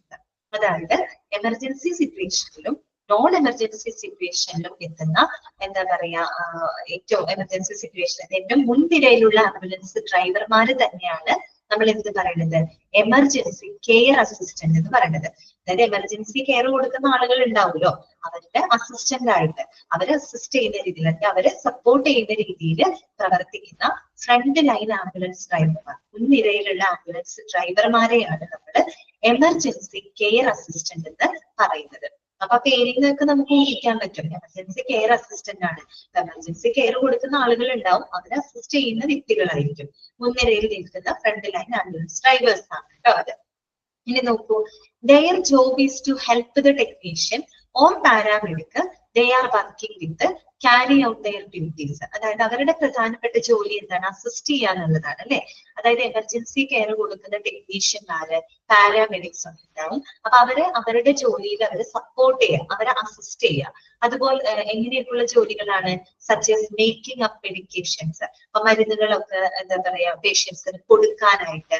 അതുപോലെ തന്നെ സെറ്റിംഗ് അപ്പ് ഫ്ലൂയിഡ്സ്, ബ്രാക്കറ്റിൽ കൊടുക്കുന്നുണ്ട് ബട്ട് നോട്ട് അറ്റാച്ചിങ്, അതായത് ഫ്ലൂയിഡ് സെറ്റ് ചെയ്യണം. ഇപ്പൊ ട്രിപ്പ് ഒക്കെ കൊടുക്കേണ്ട പേഷ്യൻസ് ആണെങ്കിൽ ആ ഫ്ലൂയിഡ് ഒക്കെ സജ്ജമാക്കിയിട്ട് ഒരുക്കി വെക്കാം. ട്രിപ്പ് അവര് ഇൻസർട്ട് ചെയ്യേണ്ട, അവർക്ക് ആവശ്യമായുള്ള ഫ്ലൂയിഡ് ഒക്കെ സെറ്റപ്പ് ആക്കി വെക്കുക. അതായത് അവർക്ക് കൊടുക്കാനുള്ള ഒരു പ്രത്യേകിച്ച് ട്രിപ്പ് ഇടുന്ന പേഷ്യൻസിനൊക്കെ ആണെങ്കിൽ ആ ഫ്ലൂയിഡ് ഒക്കെ സെറ്റ് ചെയ്യാനുള്ള ആ ഒരുക്കങ്ങളൊക്കെ സജ്ജീകരണങ്ങളൊക്കെ ഒരുക്കി വെക്കുക. അതുപോലെ തന്നെ എന്താണ്? ഓർ ഡൂയിങ് സിമ്പിൾ ഒബ്സർവേഷൻ, ചില സിമ്പിൾ ആയിട്ടുള്ള നിരീക്ഷണങ്ങൾ അവർ ഒബ്സർവ് ചെയ്യുക, അങ്ങനെയുള്ള കാര്യങ്ങളൊക്കെ. എന്ന് പറഞ്ഞ എമർജൻസി കെയർ അല്ല, എമർജൻസി കെയർ കൊടുക്കാൻ ടെക്നീഷ്യന്മാരും പാരാമെഡിക്സും ഒക്കെ അവിടെ ഉണ്ട്. പക്ഷെ അവരുടെ ജോലികളിൽ അവരൊന്ന് അസിസ്റ്റ് ചെയ്യുക, അവരെ സഹായിക്കും, മരുന്ന് കൊടുക്കാനും അല്ലെങ്കിൽ ഈ പറയുന്ന ഫ്ലൂയിഡ് ഒക്കെ ഒന്ന് സെറ്റപ്പ് ചെയ്യാനൊക്കെ അവരുടെ ചെറിയ ഒബ്സർവേഷൻസ് ഒക്കെ നടത്താനായിട്ട് അവരെ അസിസ്റ്റ് ചെയ്യുക, അവരെ സഹായിക്കുക എന്നുള്ളതാണ് എമർജൻസി കെയർ അസിസ്റ്റന്റിന്റെ ഡ്യൂട്ടി എന്ന് പറയുന്നത്. ഓക്കെ ആണല്ലോ? പുറത്തു പോയിന്റ് ഓക്കെ ആണല്ലോ? ഇനി അഞ്ചാമത്തെയാണിത്, എമർജൻസി മെഡിക്കൽ ടെക്നീഷ്യൻ. നമ്മൾ കുറെ നേരമായിട്ട് പറയുന്നുണ്ട് അല്ലെ, എമർജൻസി മെഡിക്കൽ ടെക്നീഷ്യൻ ആരാണെന്ന് പറയുന്നുണ്ട്. ആരാണ് നമുക്ക് നോക്കാം കേട്ടോ. എമർജൻസി മെഡിക്കൽ ടെക്നീഷ്യൻ അഥവാ EMT എന്നാണ് പറയാ. അപ്പൊ നോക്കൂ, technicians are generally able to do a wide range of emergency care skills such as defibrillation, spinal immobilization, breathing control, splinting of suspected fractures, helping the patient with some medications and oxygen therapy. എന്നാണ് പറയുന്നത്. Emergency medical technician എന്ന് വെച്ചാൽ അതിന് trained ആയിട്ടുള്ള medical professional ആണ് കേട്ടോ. Trained ആയിട്ടുള്ള വളരെ പരിശീലനം ലഭിച്ചിട്ടുള്ള ആംബുലൻസ് സർവീസിന്റെ ഏറ്റവും എന്താ പറയുക പ്രധാനപ്പെട്ട എമർജൻസി മെഡിക്കൽ സർവീസിന്റെ തന്നെ ഭാഗമായിട്ടുള്ള ആളുകളാണ് എമർജൻസി മെഡിക്കൽ ടെക്നീഷ്യന്മാർ എന്ന് പറയുന്നത്. അവരെ സംബന്ധിച്ച് അവരെന്താണ് പലതരത്തിലുള്ള എമർജൻസി കെയർ കൊടുക്കുന്നതിനും സ്കില്ലുള്ള ആളുകളാണ്. അപ്പൊ എങ്ങനെയൊക്കെയുള്ള കാര്യങ്ങളാണ്? ഡീഫൈബ്രിലേഷൻ, നേരത്തെ പറഞ്ഞല്ലോ, ഓട്ടോമേറ്റഡ് എക്സ്റ്റേണൽ ഡീഫൈബ്രിലേഷൻ കൊടുക്കാൻ. അതുപോലെ സ്പൈനൽ ഇമ്മൊബിലൈസേഷൻ. എന്താണ് സ്പൈനൽ ഇമ്മൊബിലൈസേഷൻ എന്ന് പറഞ്ഞാല്? മൊബൈൽ എന്ന് പറഞ്ഞ മൂവുകളുള്ള അർത്ഥമാണ്. മൊബിലൈസേഷൻ എന്ന് പറഞ്ഞാൽ എന്താ? മൂവ് ചെയ്യാതെ നിശ്ചലമാക്കിക്കൊണ്ട്. അതായത് ഇപ്പൊ കഴുത്തിനും മറ്റൊക്കെ പരിക്ക് പറ്റുന്ന ആളുകൾ ഉണ്ടാവുമല്ലോ, അപ്പൊ അവരെ നമ്മൾ അനക്കാതെ അവരെ കൊണ്ടുപോകണം, അവരെ സ്റ്റേബിൾ ആയിട്ട് അവരെ കൊണ്ടുപോകണം. കാര്യം അതാണ് ഇമ്മൊബിലൈസേഷൻ, സ്പൈനൽ ഇമ്മൊബിലൈസേഷൻ. അനക്കാതെ മൊബിലൈസ് ചെയ്യാതെ അവരെ കൊണ്ടുപോകുന്നത്, നിശ്ചലമാക്കി കൊണ്ടുപോകണം. കാര്യം അത് പിന്നെ അനക്കം പറ്റി കഴിഞ്ഞ് കഴിഞ്ഞാൽ വീണ്ടും പരിക്ക് ഗുരുതരമാവാനുള്ള ഒരു സാധ്യതയുണ്ട്. പ്രത്യേകിച്ച് കഴുത്തിനും സ്പൈനലിന്റെ ഒക്കെ ഭാഗത്ത് പരിക്ക് പറ്റിയിട്ടുള്ള ആളുകൾ. അപ്പൊ അവരെ വളരെ കെയർ ചെയ്തിട്ട് എന്താ നിശ്ചലമായിട്ട് വേണം, അനക്കാതെ വേണം അവരെ കൊണ്ടുപോകാനായിട്ട്. അങ്ങനെയുള്ള കെയറിങ്, അതാണ് സ്പൈനൽ ഇമ്മൊബിലൈസേഷൻ എന്നതോട് ഉദ്ദേശിക്കുന്നത്. പിന്നെ ബ്ലീഡിങ് കൺട്രോള്. അപ്പൊ രക്തസ്രാവം ഒക്കെ വന്നിട്ടുണ്ടെങ്കിൽ, ആക്സിഡന്റിലൂടെ ഒക്കെ രക്തസ്രാവം വന്നിട്ടുണ്ടെങ്കിൽ ആ ബ്ലീഡിങ് കൺട്രോൾ ചെയ്യാം. അതുപോലെ സ്പ്ലിന്റിങ് ഓഫ് സസ്പെക്റ്റഡ് ഫ്രാക്ചേഴ്സ്. ഇപ്പൊ ഫ്രാക്ചറുകളൊക്കെ വന്നിട്ടുണ്ടെങ്കിൽ സ്പ്ലിന്റ് ചെയ്യാം, സ്പ്ലിന്റ് ഇടല്ലോ, സപ്പോർട്ട് ചെയ്യും. ഓക്കെ, നമ്മളൊക്കെ കൈയൊക്കെ ഒടിയുന്ന സമയത്ത് കണ്ടിട്ടില്ലേ, കയ്യിലൊരു സ്പ്ലിന്റ് ഇടും അല്ലെ, കഴുത്തിൽ കൂടെ ഇട്ടിട്ട് അത് സ്പ്ലിന്റ് ഇടുന്നതാണ്. അതുകൂടാണ്ട് ഇപ്പൊ അല്ലാണ്ട് വാങ്ങാൻ കിട്ടും, ബാൻഡേജ് പോലെ വാങ്ങാൻ കിട്ടും. അപ്പൊ ആ ഒരു ഫ്രാക്ചർ ഒക്കെ വന്നാൽ അതിനെ സപ്പോർട്ട് ചെയ്യാൻ സ്പ്ലിന്റ് ഇടുക. അതുപോലെ തന്നെ പേഷ്യൻസിന് പല മരുന്നുകൾ കൊടുക്കാൻ സഹായിക്കാം. ഓക്സിജൻ തെറാപ്പി കൊടുക്കുക, അതായത് ഇപ്പൊ ശ്വാസകോശ രോഗങ്ങളുള്ള ആളുകൾക്കാണെങ്കിൽ അഡീഷണൽ ഓക്സിജൻ ഒക്കെ കൊടുക്കുന്ന ആ ഒരു പ്രൊസീജിയർ ആണ് ഓക്സിജൻ തെറാപ്പി. അതായത് ഇപ്പൊ ഓക്സിജൻ മാസ്ക് വെച്ച് കൊടുക്കുക, അങ്ങനെയുള്ള കാര്യങ്ങൾ, പ്രത്യേകിച്ച് ശ്വാസകോശ സംബന്ധമായിട്ടുള്ള അസുഖങ്ങളുള്ള പേഷ്യൻസ്. അപ്പൊ അത്തരത്തിലുള്ള ഓക്സിജൻ തെറാപ്പി, അങ്ങനെയുള്ളൊരു എന്താ പറയുക ഒരുപാട് എമർജൻസി സേവനങ്ങൾ കൊടുക്കാനായിട്ട് ഏറ്റവും ട്രെയിനഡ് ആയിട്ടുള്ള എമർജൻസി മെഡിക്കൽ സർവീസിന്റെ ഭാഗമായിട്ടുള്ള ആളുകളാണ് EMT അഥവാ എമർജൻസി മെഡിക്കൽ ടെക്നീഷ്യൻ എന്ന് പറയുന്നത്. ഓക്കെ ആണല്ലോ. Certain countries split this term into levels, such as in the US, where there is EMT basic or EMI അല്ല കേട്ടോ, EMT ആണ്, EMT ഇന്റർമീഡിയറ്റ്. അതായത് ഇപ്പൊ US ഉണ്ടല്ലോ, അമേരിക്ക പോലുള്ള കൺട്രികളിലൊക്കെ എമർജൻസി മെഡിക്കൽ ടെക്നീഷ്യൻ 2 ലെവലുകളിലായിട്ടാണ് അവർ ആ ടേംസ് പറയുന്നത്. EMT ബേസിക് ഉണ്ട് അവിടെ, EMT ഇന്റർമീഡിയറ്റ് ഉണ്ട്. EMT ബേസിക് എന്ന് പറയുമ്പോൾ ബേസിക് സ്കില്ലുള്ള ആളുകളായിരിക്കും, അതിനേക്കാളും കുറച്ചും കൂടെ സ്കില്ലുള്ള ആൾക്കാരായിരിക്കും EMT ഇന്റർമീഡിയറ്റ് എന്ന് പറയുന്നത്. അപ്പൊ അവിടെ 2 ടേമുകളിലായിട്ടാണ് അത് പറയാറ്. ഓക്കെ, മനസ്സിലായത് ആരാണ് എമർജൻസി മെഡിക്കൽ ടെക്നീഷ്യൻ എന്നുള്ളത്? അടുത്തതാണിത് രജിസ്റ്റേർഡ് നഴ്സ് കേട്ടോ. ആരാണ് registered nurse? In certain systems, nurses are the principal providers of advanced level care on ambulances, usually in place of paramedics. Nurses may also work on ambulances for the critical care transport. Registered nurse എന്ന് പറഞ്ഞാൽ എന്തായിരിക്കും? അവര് വളരെ trained ആയിട്ടുള്ള അല്ലെ, master ഡിഗ്രിയിലുള്ള ആളുകളായിരിക്കും, നേഴ്സിംഗില് master ഡിഗ്രിയിലുള്ള നഴ്സുമാരായിരിക്കും. അവരെന്ന് പറഞ്ഞാല് ആംബുലൻസിൽ പലപ്പോഴും പാരാമെഡിക്സിന്റെ സ്ഥാനത്ത് അതേ ജോലി ചെയ്യുന്ന അല്ലെങ്കിൽ അഡ്വാൻസ്ഡ് ലെവൽ ഓഫ് കെയർ കൊടുക്കുന്നതിനായിട്ട് രജിസ്റ്റേർഡ് നഴ്സുമാരും എവിടെ ഉണ്ടാവാറുണ്ട്? ആംബുലൻസിനകത്ത് ഉണ്ടാവാറുണ്ട്. ഓക്കെ, അവരെന്ന് പറഞ്ഞാൽ ഇതുപോലെ ക്രിട്ടിക്കൽ കെയർ ഒക്കെ കൊടുക്കാനായിട്ടാണ് അവര് ഇതിന്റെ ഭാഗമായിട്ട് പ്രവർത്തിക്കുന്നത്. അത്രയേ ഉള്ളൂ കേട്ടോ. രജിസ്റ്റേർഡ് നഴ്സ് ഉണ്ടാവും എന്നുള്ളത് ഓർക്കാം. പാരാമെഡിക്സിന്റെ സ്ഥാനത്ത് അവർ ക്രിട്ടിക്കൽ കെയർ കൊടുക്കാനായിട്ട് ഈ ഒരു രജിസ്റ്റേർഡ് നഴ്സും ആംബുലൻസ് സർവീസിന്റെ ഭാഗം ആകാറുണ്ട്. ഓക്കെ, അടുത്തതാണ് പാരാമെഡിക്. പാരാമെഡിക് എന്താണ്? നമ്മൾ പറഞ്ഞത് അവരും പാരാമെഡിക്സ് എന്ന് പറഞ്ഞാലും എമർജൻസി മെഡിക്കൽ സർവീസിന്റെ തന്നെ ഭാഗമാണ്. അവരും വളരെ ട്രെയിനഡ് ആയിട്ടുള്ള ഇതുപോലെ എമർജൻസി കെയർ ഒക്കെ കൊടുക്കാൻ ട്രെയിനഡ് ആയിട്ടുള്ള മെഡിക്കൽ പ്രൊഫഷണൽസ് ആണ് കേട്ടോ. അപ്പൊ നമുക്കൊന്ന് വായിക്കാം. This is a high level of medical training and often comprises of key skills not allowable for technicians, such as cannulation, tracheal intubation, and other skills like executing a cryptothyrotomy. ഇതാണ് പറയുന്നത്. Paramedics എന്ന് പറഞ്ഞ highly trained ആയിട്ടുള്ള emergency care കൊടുക്കാൻ trained ആയിട്ടുള്ള സ്റ്റാഫുകളാണ് paramedics എന്ന് പറയുന്നത്. അവര് സാധാരണ നമ്മളിപ്പോ പറഞ്ഞ എമർജൻസി മെഡിക്കൽ ടെക്നീഷ്യന്മാരുണ്ടല്ലോ, അവർക്ക് അനുവദനീയമല്ലാത്ത ഒരുപാട് സ്കില്ലുകൾ, കഴിവുകളുള്ള ഒരു ട്രെയിനഡ് ആയിട്ടുള്ള ആളുകളാണ് പാരാമെഡിക് സ്റ്റാഫുകൾ എന്ന് പറയുന്നത്. എന്ന് പറഞ്ഞാൽ ഇപ്പോ ലൈക്ക് കാനുലേഷൻ. ഇപ്പൊ നമ്മള് ട്രിപ്പ് ഒക്കെ എടുക്കുന്ന സമയത്ത് കറക്റ്റ് വെയിൻ നോക്കിയിട്ട് കാനുലേറ്റ് ചെയ്യും, കാനുലേഷൻ കൊടുക്കാറുണ്ട്. അപ്പൊ അത്തരം കാനുലേഷൻ കൊടുക്കാറ്. അതുപോലെ ട്രക്കിയൽ ഇൻക്യൂബേഷൻ. എന്താണ് ഇൻക്യൂബേഷൻ എന്ന് പറഞ്ഞാൽ? ഇൻക്യൂബേഷൻ അതായത് ഒരു tube is inserted into the airway of patient. അതായത് നമ്മുടെ എയർവേ ഉണ്ടല്ലോ, ട്രക്കിയ എന്നാണ് പറയുക, ശ്വാസനാളം. ആ ശ്വാസനാളത്തിലോട്ട് എന്ത് ചെയ്യാണ്? ഒരു ട്യൂബ് നമ്മൾ ഇൻസേർട്ട് ചെയ്യണം. നമ്മുടെ മൂക്കിലൂടെയോ വായയിലൂടെയോ നമ്മളൊരു ട്യൂബ് ഇൻസേർട്ട് ചെയ്യും. ഇതിന് വേണ്ടിയിട്ടാണ് to provide the proper ventilation. നല്ലൊരു എന്താ പറയാ, ശ്വാസതടസ്സം വരാതെ ഒരു വെന്റിലേഷന് വേണ്ടിയിട്ട്, നല്ല എന്താ പറയാ, ശ്വസനം ഉണ്ടാക്കുന്നതിന് വേണ്ടിയിട്ട് ഈ ട്രക്കിയയിലോട്ട്, ശ്വാസനാളത്തിലോട്ട് നമ്മൾ എന്ത് ചെയ്യാണ്? ഒരു ട്യൂബ് ഇൻസേർട്ട് ചെയ്യാണ്. ഓക്കെ, അത് നമ്മുടെ മൂക്കിലൂടെ വായിലൂടെ ഇൻസേർട്ട് ചെയ്യും. അതാണ് ട്രക്കിയൽ ഇൻക്യൂബേഷൻ എന്ന് പറയുന്നത് കേട്ടോ. അത് ഈ പറയുന്ന ശ്വാസതടസ്സമൊക്കെ വരുന്ന പേഷ്യൻസിന് ബുദ്ധിമുട്ടൊന്നും വരാതിരിക്കാൻ വേണ്ടിയിട്ടാണ് ഇങ്ങനെ ഇൻക്യൂബേഷൻ ചെയ്യുന്നത്. അത്തരത്തിലുള്ള അതിനൊക്കെ പ്രത്യേകം ട്രെയിനിങ് ആവശ്യമാണ് കേട്ടോ. ഇൻക്യൂബേഷൻ ഇൻക്യൂബേഷൻ തന്നെയാണ് വായിച്ചത് കേട്ടോ. ഇൻക്യൂബേഷൻ ആണ് വായിച്ചത്, ഇൻക്യൂബേഷൻ അല്ല വായിച്ചത്, ഇൻക്യൂബേഷൻ ആണ് കേട്ടോ. അപ്പൊ ട്രക്കിയൽ ഇൻക്യൂബേഷൻ. അതുപോലെ തന്നെ എന്താണ് അതർ സ്കിൽസ് ലൈക്ക് എക്സിക്യൂട്ടിങ് ക്രിക്കോതൈറോട്ടമി. ക്രിക്കോതൈറോട്ടമി എന്ന് പറഞ്ഞാലും ഇതുപോലെ തന്നെയാണ്. നമ്മുടെ ആ ഒരു ട്രക്കിയയിലോട്ട് നമ്മൾ എന്ത് ചെയ്യാം? പ്രത്യേകിച്ച് ഇത് മൂക്കിലൂടെ വായിലൂടെ ഒന്നുമല്ല, നമ്മുടെ നെക്കിന്റെ ഭാഗത്ത് കേട്ടോ. ക്രിക്കോതൈറോയിഡ് എന്ന് പറയുന്ന ഒരു മെംബ്രെയിൻ ഉണ്ട് നമ്മുടെ സ്കിന്നിന്റെ, കഴുത്തിന്റെ ഭാഗത്തായിട്ട്. അപ്പൊ അവിടെ ഒരു ഇൻസിഷൻ ഉണ്ടാക്കിയിട്ട്, ചെറിയൊരു ഇൻസിഷൻ ഉണ്ടാക്കിയിട്ട് അതിലൂടെ നമ്മൾ ട്യൂബ് ഇൻസേർട്ട് ചെയ്യും. ഓക്കെ, ഇതുപോലെ തന്നെ വെന്റിലേഷൻ പ്രൊവൈഡ് ചെയ്യാൻ വേണ്ടിയിട്ടാണ്, നല്ല രീതിയിൽ എന്താ ശ്വസനം നടക്കുന്നതിന് വേണ്ടിയിട്ട് ചെയ്യുന്ന ഒരു പ്രൊസീജിയർ തന്നെയാണ് ക്രിക്കോതൈറോട്ടമി എന്നുള്ളത്. പക്ഷെ മൂക്കിലൂടെ വായിലൂടെ അല്ല ഇൻസേർട്ട് ചെയ്യുന്നത്, പകരം നമ്മുടെ നെക്കിന്റെ ഭാഗത്തു നിന്നാണ് ഒരു ഇൻസിഷൻ ഉണ്ടാക്കിയിട്ട് അതിലൂടെ ട്യൂബ് ഇറക്കുകയാണ് ചെയ്യുന്നത്. അതാണ് ക്രിക്കോതൈറോട്ടമി. അപ്പൊ അങ്ങനെയുള്ള പരിചരണങ്ങളൊക്കെ കൊടുക്കണമെങ്കിൽ കുറച്ച് ട്രെയിനഡ് ആയിട്ടുള്ള ആളുകളായിരിക്കും അല്ലെ. അതുകൊണ്ടാണ് അങ്ങനെയുള്ള സർവീസുകളൊക്കെ ചെയ്യുന്ന വ്യക്തികളാണ് പാരാമെഡിക്സ് എന്ന് പറയുന്നത്. മനസ്സിലായത്? EMT എമർജൻസി മെഡിക്കൽ ടെക്നീഷ്യന്റെ പോലെ തന്നെയാണ്, പക്ഷെ അവരെക്കാളും കുറേയും കൂടി സ്കിൽഡ് ആയിട്ടുള്ള, ട്രെയിനഡ് ആയിട്ടുള്ള പ്രൊഫഷണൽസ് ആണ് ഇത് പാരാമെഡിക്സ് എന്ന് പറയുന്നത്. അവർ ഈ കാനുലേഷൻ, അതുപോലെ ട്രക്കിയൽ ഇൻക്യൂബേഷൻ, ക്രിക്കോതൈറോട്ടമി പോലുള്ള മെഡിക്കൽ പ്രൊസീജിയറുകളൊക്കെ കൊടുക്കാനായിട്ട് എന്താണ് ചുമതലയുള്ള ആളുകളാണ്.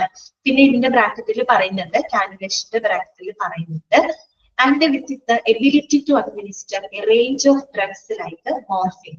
അതായത് ഇപ്പൊ മോർഫിൻ പോലെയുള്ള മരുന്നുകളൊക്കെ കൊടുക്കാനായിട്ട്, അഡ്മിനിസ്റ്റർ ചെയ്യാനൊക്കെ ഉള്ളൊരു റെസ്പോൺസിബിലിറ്റി ഒക്കെ ഉള്ള ആളുകളാണ്. അതിനനുസരിച്ചുള്ള ക്വാളിഫൈഡും ട്രെയിനഡ് ആയിട്ടുള്ള ആളുകളാണ് പാരാമെഡിക്സ് എന്ന് പറയുന്നത്. ക്ലിയർ ആണല്ലോ? ഓക്കെ ആണല്ലോ? അടുത്തതാണ് എന്ത്? Emergency care practitioner. ആരാണ്? Emergency care practitioner. എന്താണ് എമർജൻസി കെയർ പ്രാക്ടീഷണർ എന്ന് പറഞ്ഞാൽ?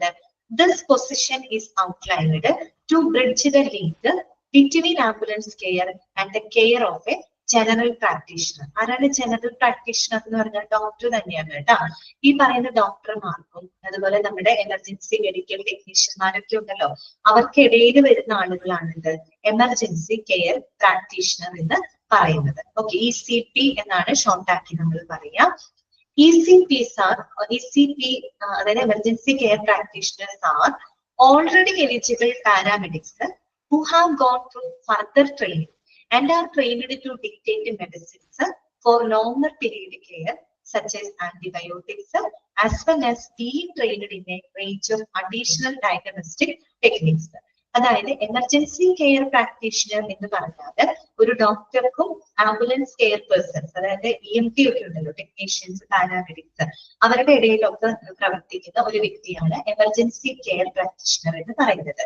അവരെന്ന് പറഞ്ഞാല് ഓൾറെഡി എലിജിബിൾ ആയിട്ടുള്ള പാരാമെഡിക്സ് തന്നെയാണ്. നമ്മളിപ്പോ മുന്നിൽ പറഞ്ഞില്ലേ പാരാമെഡിക്സ്, അവരെ പോലെ എലിജിബിൾ ആയിട്ടുള്ള പാരാമെഡിക്സ് തന്നെയാണ്. പക്ഷെ അവരെക്കാളും കുറെ കൂടെ ഫർദർ ട്രെയിനിങ് ലഭിച്ചിട്ടുള്ള ആളുകളാണ്. അവരെക്കാളും കുറേയും കൂടെ ട്രെയിനിങ്, പരിശീലനം ലഭിച്ചിട്ടുള്ള ആളുകളാണ് ആര്? എമർജൻസി കെയർ പ്രാക്ടീഷണർ എന്ന് പറയുന്നത്. എന്ന് വെച്ചാല് they are trained to dictate the medicines for longer period care. അതായത് ഇപ്പൊ ഒരു ലോങ്ങർ പീരീഡിലോട്ട്, ഒരു കൂടുതൽ നാളത്തേക്ക് ഒരു പരിചരണമൊക്കെ കൊടുക്കുന്ന പേഷ്യൻസിനൊക്കെ മെഡിസിൻസ് കൊടുക്കാനും, അതുപോലെ ആന്റിബയോട്ടിക്സ് കൊടുക്കാനും, പിന്നെ പല രീതിയിലുള്ള ഡയഗ്നോസ്റ്റിക് ടെക്നിക്സ്, രോഗനിർണയ മാർഗങ്ങളൊക്കെ ചെയ്യാനും അതിലൊക്കെ പരിശീലനം ലഭിച്ചിട്ടുള്ള പ്രൊഫഷണൽസ് ആണിത് എമർജൻസി കെയർ പ്രാക്ടീഷണർ എന്ന് പറയുന്നത്. അവരെന്ന് പറഞ്ഞ ഡോക്ടറിനും ഈ പറയുന്ന EMT അതായത് എമർജൻസി മെഡിക്കൽ ടെക്നീഷ്യന്റെ ഒക്കെ ഇടയിൽ വരുന്ന ആളുകളാണ്. അവരെന്ന് പറഞ്ഞാൽ ഓൾറെഡി എലിജിബിൾ പാരാമെഡിക്സ് തന്നെയാണ്. പക്ഷെ അവരെ അപേക്ഷിച്ച് അവരെക്കാളും കൂടുതൽ എന്താണ് ട്രെയിനിങ് ലഭിച്ചിട്ടുള്ള ആളുകളാണെന്ന് മാത്രം. ഓക്കെ, പരിശീലനം ലഭിച്ചിട്ടുള്ള ആളുകളാണ്. അതിനനുസരിച്ചുള്ള കെയറിംഗ് അവർക്ക് കൊടുക്കാൻ സാധിക്കും. ഓക്കെ, ക്ലിയർ ആണല്ലോ? എന്താണ് ട്രക്കിസ്റ്റോമിയും ക്രിക്കോതൈറോയിഡിനും ഒന്ന് തന്നെയാണത്. അതായത് രണ്ടും വ്യത്യാസമുണ്ട്. ട്രക്കിസ്റ്റോമി എന്ന് പറഞ്ഞു കഴിഞ്ഞാൽ ഇൻക്യുബേഷൻ അല്ല ഉദ്ദേശിക്കുന്നത്, ട്രക്കിയൽ ഇൻക്യുബേഷൻ. അത് നമ്മൾ മൂക്കിലൂടെ വായിലൂടെയാണ് ആ ട്യൂബ് നമ്മൾ കടത്തിയിട്ട് ട്രക്കിയിലോട്ട് വിടുന്നത്. ക്രിക്കോതൈറോട്ടമിയിലും ട്രക്കിയിലോട്ട് തന്നെയാണ് പോകുന്നത്, ശ്വാസകോശത്തിന്റെ ഭാഗത്തേക്ക് തന്നെയാണ് പോകുന്നത്. പക്ഷെ അവിടെ ഇൻസിഷൻ ചെയ്യാണ്, അവിടെ നെക്കിന്റെ ഭാഗത്ത് ഇൻസിഷൻ ചെയ്തിട്ട് അതിലൂടെയാണ് നമ്മൾ ട്യൂബ് കടത്തുന്നത്. ഓക്കെ, അതാണ് ക്രിക്കോതൈറോയിഡ്. ആ ഒരു വ്യത്യാസം മാത്രമേ ഉള്ളൂ. പക്ഷെ രണ്ടും പോകുന്നത് രണ്ടിന്റെ പർപ്പസ് എന്ത് തന്നെയാണ്? വെന്റിലേഷൻ പ്രൊവൈഡ് ചെയ്യാന്നുള്ളതാണ് കേട്ടോ. നല്ലൊരു ശ്വസന പ്രവാഹം പ്രൊവൈഡ് ചെയ്യാന്നുള്ളതാണ് രണ്ടിന്റെയും എന്താ പറയാ ഫങ്ഷൻ കേട്ടോ. ഓക്കെ, ഒരെണ്ണം മൂക്കിലൂടെ വായിലൂടെ ഇടുന്നതാണ് ഇൻക്യുബേഷൻ. മറ്റേതെന്ന് പറയുമ്പോൾ നമ്മുടെ ഒരു ക്രിക്കോതൈറോയിഡ് എന്ന് പറയുന്ന ഒരു മെംബ്രെയിൻ ഉണ്ട് നമ്മുടെ നെക്കിന്റെ ഭാഗത്ത്. അപ്പൊ അവിടെ ചെറിയൊരു ഇൻസിഷൻ ഉണ്ട്, ഒരു സുഷിരം ഉണ്ടാക്കിയിട്ട് അതിലൂടെയാണ് എന്ത് ചെയ്യുന്നത്? ഈ ട്യൂബ് ഇറക്കുന്നത്. ഓക്കെ, അടുത്തത് കേട്ടോ.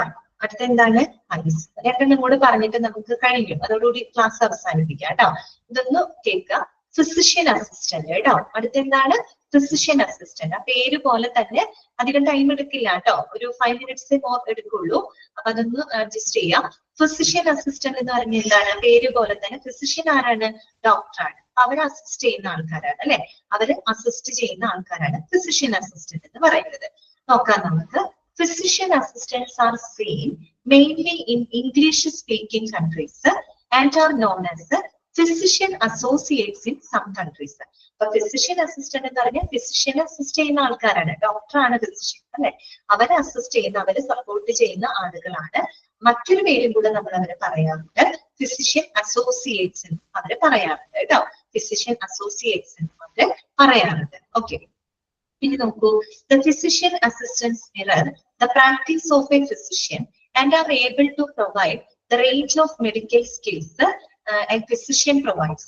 അതായത് ഒരു ഫിസിഷ്യൻ, ഒരു ഡോക്ടർ അല്ലെ, അദ്ദേഹം പ്രൊവൈഡ് ചെയ്യുന്ന അല്ലെങ്കിൽ അദ്ദേഹത്തിന്റെ പോലെ തന്നെ സെയിം മെഡിക്കൽ സ്കില്ലുകളുള്ള ആള് തന്നെയാണ് ആര്? ഫിസിഷ്യൻ അസിസ്റ്റന്റ് എന്ന് പറയുന്നത്. പക്ഷെ ഒരു കാര്യമുണ്ട്, ഫിസിഷ്യൻ എന്ന് പറയുമ്പോൾ MBBS ആണ്, അത് ഡോക്ടറാണ്, അത് MBBS ബിരുദമുള്ള ആളാണ്. ഫിസിഷ്യൻ അസിസ്റ്റന്റ് എന്ന് പറയുമ്പോൾ MBBS അല്ല, അവര് ഫിസിഷ്യൻ അസിസ്റ്റന്റ് എന്ന് പറഞ്ഞിട്ട് ഒരു എഡ്യൂക്കേഷൻ പ്രോഗ്രാം ഉണ്ട്. ആ ഒരു ബിരുദം, ആ ഒരു സർട്ടിഫിക്കേഷൻ ഉള്ള ആളുകളാണ് കേട്ടോ. MBBS എന്ന് നമുക്ക് പറയാൻ പറ്റില്ല. പക്ഷെ എന്താണ്? ഫിസിഷ്യന്മാരുടെ അതേ മെഡിക്കൽ സ്കില്ലുള്ള ആളുകൾ തന്നെയാണ് ഫിസിഷ്യൻ അസിസ്റ്റന്റ് എന്ന് പറയുന്നത്. ഓക്കെ, ഇനി നോക്കൂ. They normally work in dissociation with a physician, though in an ambulance environment this may not be possible. Instead, advanced direction or electronic communication is available to physician associate to consult with the physicians when needed. എന്താണ് അവിടെ പറയുന്നത്? വലിയൊരു sentence ആയിട്ടാണ് എഴുതിയിരുന്നത്, വേറൊന്നുമല്ല. സാധാരണ ഫിസിഷ്യന്മാരും physician അസിസ്റ്റന്റുമാരും ഒരുമിച്ച് work ചെയ്യാറില്ല. മനസ്സിലായി? ഒരു ഫിസിഷ്യൻ ഉള്ളവർക്ക് ഫിസിഷ്യൻ അസിസ്റ്റന്റിന്റെ ആവശ്യം വരുന്നില്ല. രണ്ടുപേരും ഒരുമിച്ച് വർക്ക് ചെയ്യാറില്ല. ആരെങ്കിലും ഒരാളുടെ, ഒരു ഫിസിഷ്യന്റെ ആബ്സെൻസിലായിരിക്കും ആര് വർക്ക് ചെയ്യുന്നുണ്ടാവാം? ഒരു ഫിസിഷ്യൻ അസിസ്റ്റന്റ് വർക്ക് ചെയ്യുന്നുണ്ടാവാം. അപ്പോ ഇപ്പൊ നമ്മുടെ ആംബുലൻസിന് രോഗിനെ കൊണ്ടുപോകുന്ന ടൈമില് ഇപ്പൊ ഫിസിഷ്യൻ ഇല്ല എന്ന് വിചാരിക്കും. ഫിസിഷ്യന്റെ അസാന്നിധ്യത്തില് രോഗികൾക്ക് എന്തെങ്കിലും സേവനങ്ങൾ ആവശ്യമായിട്ട് വന്നാല് ഇവരെന്ത് ചെയ്യും? ഫിസിഷ്യന്റെ നിർദ്ദേശപ്രകാരം അല്ലെങ്കിൽ അവരുമായിട്ട് ഉള്ള ആ ഒരു ഇലക്ട്രോണിക് കമ്മ്യൂണിക്കേഷനിലൂടെ ലഭിക്കുന്ന നിർദ്ദേശങ്ങൾ അനുസരിച്ചിട്ട് രോഗികൾക്ക് സേവനങ്ങൾ കൊടുക്കുന്നത് ആരായിരിക്കും? അതൊരു ഫിസിഷ്യൻ അസിസ്റ്റന്റ് ആയിരിക്കും. പറഞ്ഞ മനസ്സിലായോ? അതായത് ഒരു ഫിസിഷ്യൻ ഉണ്ടല്ലോ, ഡോക്ടർ, അദ്ദേഹത്തിന്റെ അതേ മെഡിക്കൽ സ്കില്ലുള്ള ആളുകൾ തന്നെയായിരിക്കും ഫിസിഷ്യൻ അസിസ്റ്റന്റ് അഥവാ ഫിസിഷ്യൻ അസോസിയേറ്റ് എന്ന് പറയുന്നത്. പക്ഷെ അവര് രണ്ടുപേരും ഒരേ സമയം ഒരുമിച്ച് വർക്ക് ചെയ്യുന്ന ആളുകളല്ല. ഇപ്പൊ ആംബുലൻസിന് നമ്മൾ രോഗിയെ കൊണ്ടുപോകുന്ന ടൈമിൽ ഒരു ഫിസിഷ്യൻ ഇല്ലാന്ന് വിചാരിക്കും, ഡോക്ടർ ഇല്ലാന്ന് വിചാരിക്കും. അപ്പൊ അദ്ദേഹത്തിന്റെ സാന്നിധ്യത്തില് എന്ത് ചെയ്യും? അവരുടെ നിർദ്ദേശം അനുസരിച്ച് അവരെ വിളിച്ചു ചോദിച്ച് അവരുമായിട്ട് കമ്മ്യൂണിക്കേറ്റ് ചെയ്ത് അവരുടെ നിർദ്ദേശം അനുസരിച്ച് രോഗികൾക്ക് സേവനം കൊടുക്കുന്നത് ആരായിരിക്കും? അത് ഫിസിഷ്യൻ അസിസ്റ്റന്റുമാരായിരിക്കും. ഓക്കെ, അത്രയേ ഉള്ളൂ അവിടെ പറഞ്ഞിരിക്കുന്നത്, വേറൊന്നുമില്ല. ഫിസിഷ്യൻ അസിസ്റ്റന്റിന് പറയുന്ന വേറൊരു പേരെന്താണ്? ഫിസിഷ്യൻ അസോസിയേറ്റ് എന്നാണ്. ഫിസിഷ്യന്റെ അതേ മെഡിക്കൽ സ്കില്ലുള്ള ആളുകളാണ് ഒരുമിച്ചല്ല വർക്ക് ചെയ്യുന്നത് ഫിസിഷ്യന്റെ അസാന്നിധ്യത്തില്. എന്നാൽ അവരുടെ നിർദ്ദേശപ്രകാരം രോഗികൾക്ക് ആവശ്യമായിട്ടുള്ള സേവനങ്ങൾ പ്രൊവൈഡ് ചെയ്യുന്നത് ഈ പറയുന്ന ഫിസിഷ്യൻ അസിസ്റ്റന്റ് ആയിരിക്കും. ഓക്കെ, ഇനി ഒരെണ്ണം കൂടെ പറഞ്ഞ കഴിഞ്ഞു കേട്ടോ. ആരാണ്? ഫിസിഷ്യൻ ആണ് കേട്ടോ. ആരാണ് ഫിസിഷ്യൻ? ആരാണ്? ഡോക്ടർ തന്നെയാണ് അല്ലെ.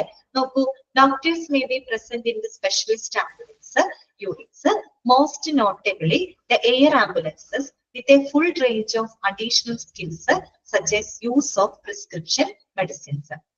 ഫിസിഷ്യൻ ആരാണ്? ഡോക്ടർ തന്നെയാണ് അല്ലെ. ഡോക്ടർമാരാണ്. അവർ സാധാരണയായിട്ട് എന്താ സ്പെഷ്യൽ ആംബുലൻസ് സർവീസിന്റെ ഭാഗമായിട്ടാണ് ഉണ്ടാവാറ്. സ്പെഷ്യൽ ആംബുലൻസ് എന്ന് പറഞ്ഞാൽ ഇവിടെ പറഞ്ഞ എയർ ആംബുലൻസിൽ ഹെലികോപ്റ്ററിലും അങ്ങനെയൊക്കെ ഇപ്പൊ പോകുമ്പോ കുറെ ദൂരം ട്രാവൽ ചെയ്യുന്ന കേസ് ഒക്കെയാണ് അല്ലെ. അപ്പൊ അങ്ങനെയുള്ള സാഹചര്യങ്ങളിലാണ് ഈ പറയുന്ന ഡോക്ടർമാര് ഉണ്ടായിരിക്കുക. ഓക്കെ, അവിടെ സ്പെഷ്യൽ ആംബുലൻസ് അതായത് എയർ ആംബുലൻസിലാണ് സാധാരണയായിട്ട് ഇത്തരം ഫിസിഷ്യന്മാരുടെ സേവനം ഉണ്ടായിരിക്കുക. അവരെ സംബന്ധിച്ച് അവർക്ക് എന്താ മെഡിസിൻസ് പ്രിസ്ക്രൈബ് ചെയ്യാനും കുറെ കൂടി ഇന്റൻസീവ് ആയിട്ടുള്ള പരിചരണങ്ങളൊക്കെ കൊടുക്കാനുള്ള സ്കില്ലുള്ള ആളുകൾ ഡോക്ടർ ആണല്ലോ. അപ്പൊ അങ്ങനെ ഓക്കെ, ഇത്രയേ ഉള്ളൂ എന്ത് ആംബുലൻസ് ക്രൂവിംഗ് എന്ന് പറഞ്ഞു. അപ്പൊ 10ഓളം മെമ്പേഴ്സിന് നമ്മൾ അതിനെന്ത് പഠിച്ചിട്ടുണ്ട് കേട്ടോ. ഓക്കെ, അപ്പൊ നമുക്ക് ക്ലാസ് അവസാനിപ്പിക്കാം. ഇത്രയും ഞാനൊന്ന് മ്യൂട്ട് ചെയ്യാണ് കേട്ടോ. ാണ് ഇന്നത്തെ ക്ലാസ്സിൽ എന്തെങ്കിലും ഡൗട്ട് ഉണ്ടെങ്കിൽ ചോദിക്കാം കേട്ടോ. ഇതോടുകൂടി നമ്മുടെ ആംബുലൻസ് സർവീസ് ചാപ്റ്റർ അവസാനിക്കുകയാണ്. അടുത്ത ക്ലാസ്സിൽ മെഡിക്കൽ ടെർമിനോളജി ആയിരിക്കും കേട്ടോ തുടങ്ങാം. അപ്പൊ മെഡിക്കൽ ടെർമിനോളജി തുടങ്ങുന്നത് കൊണ്ട് തന്നെ എല്ലാവരും നിർബന്ധമായിട്ടും പ്രിന്റ് കയ്യിൽ സൂക്ഷിക്കണം കേട്ടോ. എല്ലാവരും നിർബന്ധമായിട്ടും പ്രിന്റ് കയ്യിൽ വെക്കണം. ഒരു പേനയും നിങ്ങൾ കയ്യിൽ വെച്ചിരിക്കണം. കാര്യം എന്താന്ന് വെച്ചാൽ അതിന് ഒരു 10-600ഓളം നമുക്ക് പഠിക്കാനുണ്ട്. 600 നമുക്ക് പഠിക്കാൻ പറ്റില്ല. ഏറ്റവും ഇമ്പോർട്ടന്റ് ആയിട്ടുള്ളത് നമ്മൾ മാർക്ക് ചെയ്യും, പറയും. നമ്മൾ പറഞ്ഞു തരും, അത് നിങ്ങൾ കൃത്യമായിട്ട് അപ്പപ്പോ തന്നെ മാർക്ക് ചെയ്യണം. അതുകൊണ്ടാണ് ഞാൻ പറഞ്ഞത് അടുത്ത ക്ലാസ്സിൽ ടെർമിനോളജി തുടങ്ങുമ്പോൾ നിങ്ങളുടെ എല്ലാവരുടെ കയ്യിൽ നിർബന്ധമായിട്ടും പ്രിന്റും ഉണ്ടായിരിക്കണം, പേനയും ഉണ്ടായിരിക്കണം കേട്ടോ. ആ സമയത്ത് മുൻകൂട്ടി നിങ്ങളോട് പറയാണ്. ഓക്കെ, എന്താണ് അഞ്ജലി? എമർജൻസി കെയർ പ്രാക്ടീഷണർ അല്ലെ. എമർജൻസി കെയർ പ്രാക്ടീഷണർ എന്ന് പറഞ്ഞു കഴിഞ്ഞാല് എന്താണ് മോളെ? എമർജൻസി കെയർ പ്രാക്ടീഷണർ അദ്ദേഹം എന്ന് പറയുന്നത് നമ്മുടെ ജനറൽ പ്രാക്ടീഷണർ ഉണ്ടല്ലോ, ഡോക്ടർ.